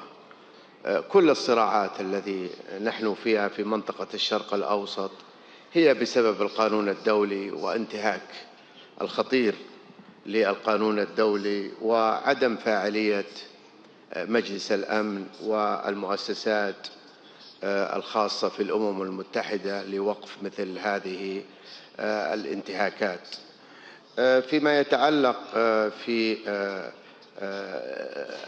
أن دول الشرق الأوسط تعمل بمعزل عن الدول الكبرى، أنا أعتقد من أكبر المشكلات التي تواجه دول الشرق الأوسط هي تقاطع مصالحها مع مصالح الدول الكبرى، وبالتالي لا يمكن لدول الشرق الأوسط أن تعمل بمعزل عن الدول الكبرى لأن توجد مصالحها معها، وبالتالي لا نستطيع أن نحرم هذه الدول إن صح التعبير من التقاء مصالحها مع أي طرف، سواء الدول الكبرى، الصين، روسيا، الولايات المتحدة، الاتحاد الأوروبي، أيا كان. وبالتالي لا نعول هذه الأخطاء على اتفاقيات معقودة واستغلال لهذه المصالح. عودا على سؤالك حول خروج القواعد الأمريكية من المنطقة، طبعا أنا هنا لا أمثل أي دولة تتحدث عن مصالحها، ولكن أنا أتحدث عن منظمة التعاون الإسلامي، وباعتباري موظف دولي لا أتحدث عن أي دولة. هذه المصالح الدول، أعتقد دول المنطقة التي لديها هذه القواعد هي من يقدر هذه المصلحة، ولكن وجود القواعد الأمريكية أو الأوروبية أو سمها ما شئت من قواعد هو أمر سيادي لا يجوز التدخل فيه من أي دولة أخرى. والنعت بأن القواعد الأمريكية ذي مصدر قلق، فأنا أعتقد الكل من الدول التي لديها القواعد الأمريكية هي قواعد تدريب وقواعد استفادة، وليست قواعد للهجوم على الدول الأخرى. وسمعنا هذه التصريحات من كل المسؤولين في دول المنطقة، وبالتالي لا نعول ذريعة الاعتداءات على دول الخليج والأردن وتركيا وأذربيجان بحجة ضرب القواعد الأمريكية، فهذا هراء سياسي إن صح التعبير، وهي اعتداءات غير قانونية وغير مشروعة وغير مقبولة في منظمة التعاون الإسلامي. ونحن أدنا بشدة هذه الاعتداءات أيا كان مبررها، لكن وجود قواعد أمريكية تبرر الاعتداء على دول أخرى أعتقد هذه من المخالفات الجسيمة للقانون الدولي التي تعطي مبدأ عدم التدخل ونفي هذا المبدأ للأسف أن تسود شريعة الغاب بين الدول الأعضاء، وكل دولة تعرف مصالحها وتعرف ماذا تحتضن وتعرف ماذا تفعل، وبالتالي لا يجوز انتهاك هذه المبادئ بحجج غير سليمة. شكرا.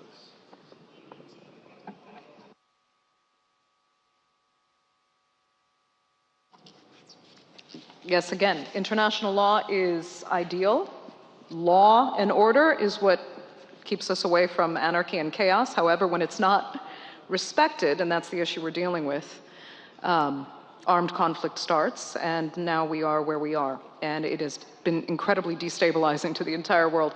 Mr. Zhang, then let me ask you a question regarding China, because you really stress China's development agenda as a mechanism to strengthen the Middle East and its unity. So talk then about the bond, please, between China specifically and its Middle Eastern partners. How integrated do you see future relationships being in whatever results from the current conflict now underway? Especially when it comes, to the Belt and Road Initiative in particular, as far as development is concerned.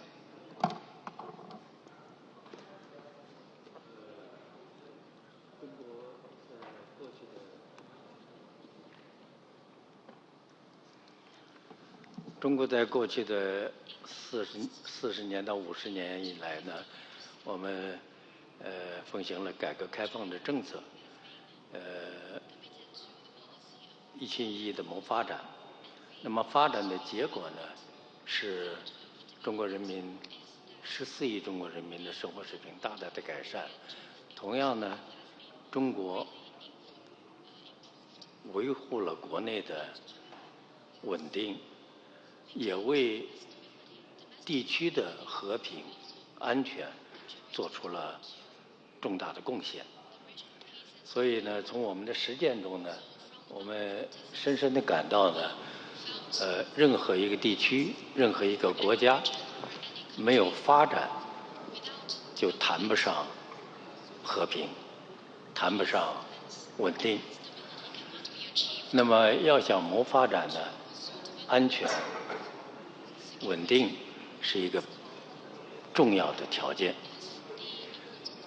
基于此呢，这个我刚才谈到的，为谋求地区的长远的发展、和平稳定以及秩序，能够统筹地区的安全与发展，是一个重要的途径。那么在此方面呢，我想域外的国家，无论是大国还是小国，都有着强烈的愿望与本地区的国家来开展合作，促进谋求共同的发展。因为这个地区的发展以及这个地区的和平，将会影响到整个世界的发展与安全和稳定。那么刚才呢，两位同事呢都谈到这个国际法的问题。我想，人类文明发展的今天，法治是一个重要的标志。那么，我们的国际社会也要坚持国际法治的原则。如果没有国际法治，那么结果是什么？结果是我们的世界要回到丛林。Right.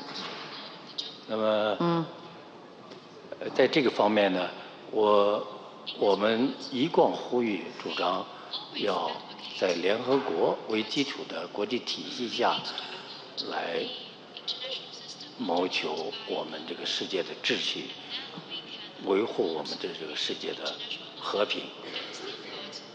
那么，在本次的海湾动荡中，我们也同样迫切地需要联合国来发挥作用。Okay.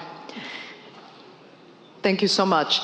I'll tell you what, we only have a few minutes left. Luigi, I'll give you just a few minutes for final thoughts from what you heard from our other panelists, then I'm going to just give 5 minutes to questions from the audience. So go ahead. Just adding that we have to try to find a way for fueling a dynamic in order to build a new or a first ever solid architecture of security for the region. And this architecture of security, I already said, has to be region-led, but we as European Union, if needed and if we are asked, we can support this process. And we can support this process along the path of the common interest. First of all, this situation is a lesson learned for all the world about the dependency on some routes for goods, for oil and gas, for many other things. Why to not work on more resilience of this system? For instance, investing in alternative connectivity, in new connectivity corridor, integrating more the routes across the countries. There are many projects in the region that are even dividends for peace, in my opinion. There is IMEC, there is the development road, but even if we look, we didn't speak much about Israel-Palestine, but even on that, there are many projects, projects of development that sometimes are even dividend for peace. So the connectivity as a tool for more resilience of the system, for avoiding this shock on the market at the first kind of crisis, that is a huge crisis in this case, and as dividend of peace. And second, the defense and security partnerships, because I would like to point out that autonomy does not mean isolation. So you can be autonomous, but you can have even allies that they have a defense and security partnership with you, and sometimes they decide even of installing a basis on your soil.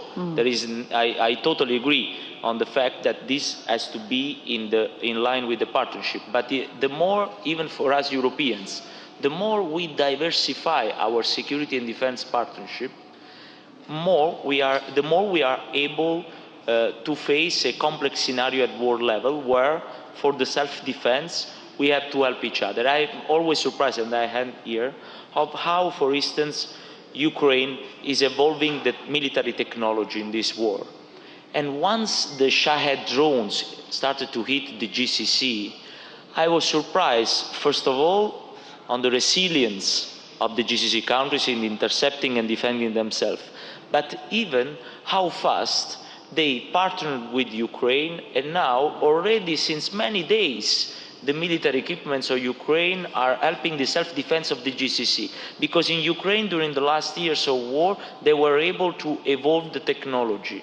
So sharing technology, sharing know-how is very important for self-defense. And self-defense, together with the international law, the freedom of navigation, is a very important pillar for an equation of security in the region. Thank you very much for that very insightful perspective. We started a little bit late, so I'm just going to give a 5 minutes overtime then for questions from the audience. If you could raise your hand, and I do have a big ask, please keep your answers concise, your questions concise, because we're short on time, and I'm seeing hands up over here. So go ahead, as concise as possible, thank you. Yes, thank you. It's a great panel. I have a question for Luci. Apparently, EU doesn't have an independent policy from the US, as you mentioned, because of the sanctions that if you deal with Iran, that will create sanctions for European countries. So how will the EU become a second fiddle to the USA, or will EU has its own policy? The total GDP of EU is more than the US. So how come EU doesn't have an independent policy to deal with issues like now what we have in the crisis in the Middle East? Thank you. Thank you. I never said that we don't have an independent policy. I'm just saying that this does not apply only the EU market. Please ask around the world the effect of the US sanctions on the single entities of the market, on the companies on the market.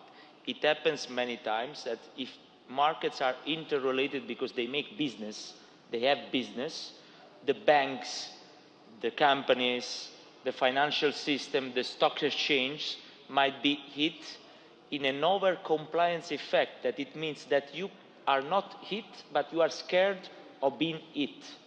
And this does not create a very, let's say, relaxed business model, business flow. But I'm not saying that we don't have an autonomous market or business system. It's just because our markets are making business together.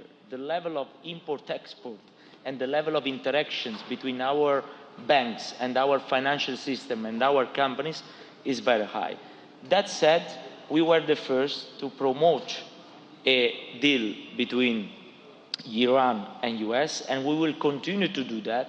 We will continue to do that because it's the only one way for the world for having less impact or zero impact on the markets, on the life of our citizens, on the cost of the life of our citizens and families.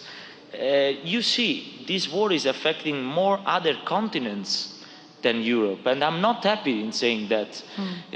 For instance, so far, but if the war continues, is worse the situation, so far we don't have a problem of quantities of fossil fuels in Europe. We have a problem of price, like the rest of the world.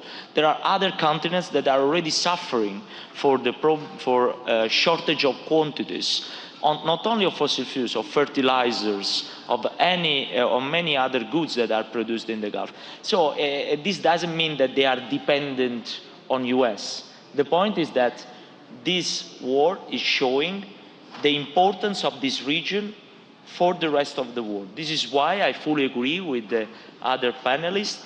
The international system and the international institutions should pay more and more attention to the Middle East, and so at the GCC, at the Gulf region, and the entire area affected by this war.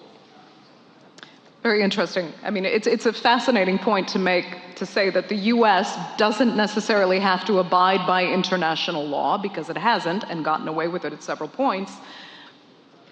But other countries are expected to abide by US law, even if it means there's sanctions. But sorry, I Go want ahead. to point out something. In Europe, we are experiencing violations of international law by a component of the UN Security Council since even before 2022. Absolutely. And it applies about the Russian invasion of Ukraine. It's clear that this system gets stuck when components of the US Security Council, they start some violations, like in the case of Ukraine. But this doesn't mean that we have to give up as, let's say, mid-powers. I don't like this definition, but mid-powers, we don't have to give up in advocating for the respect of the international law, in continuing supporting the international law. Tamam. Any other questions? One more before we go. If not, then okay. If you had one, go ahead quickly. Or am I misunderstanding? No, okay. Then actually, I think we're unfortunately going to have to end it there. We are a bit over time, so I'd like to really thank, sincerely, all three of you for being with us on a fascinating discussion. And for those of you who joined us, I hope you enjoyed, and thanks again.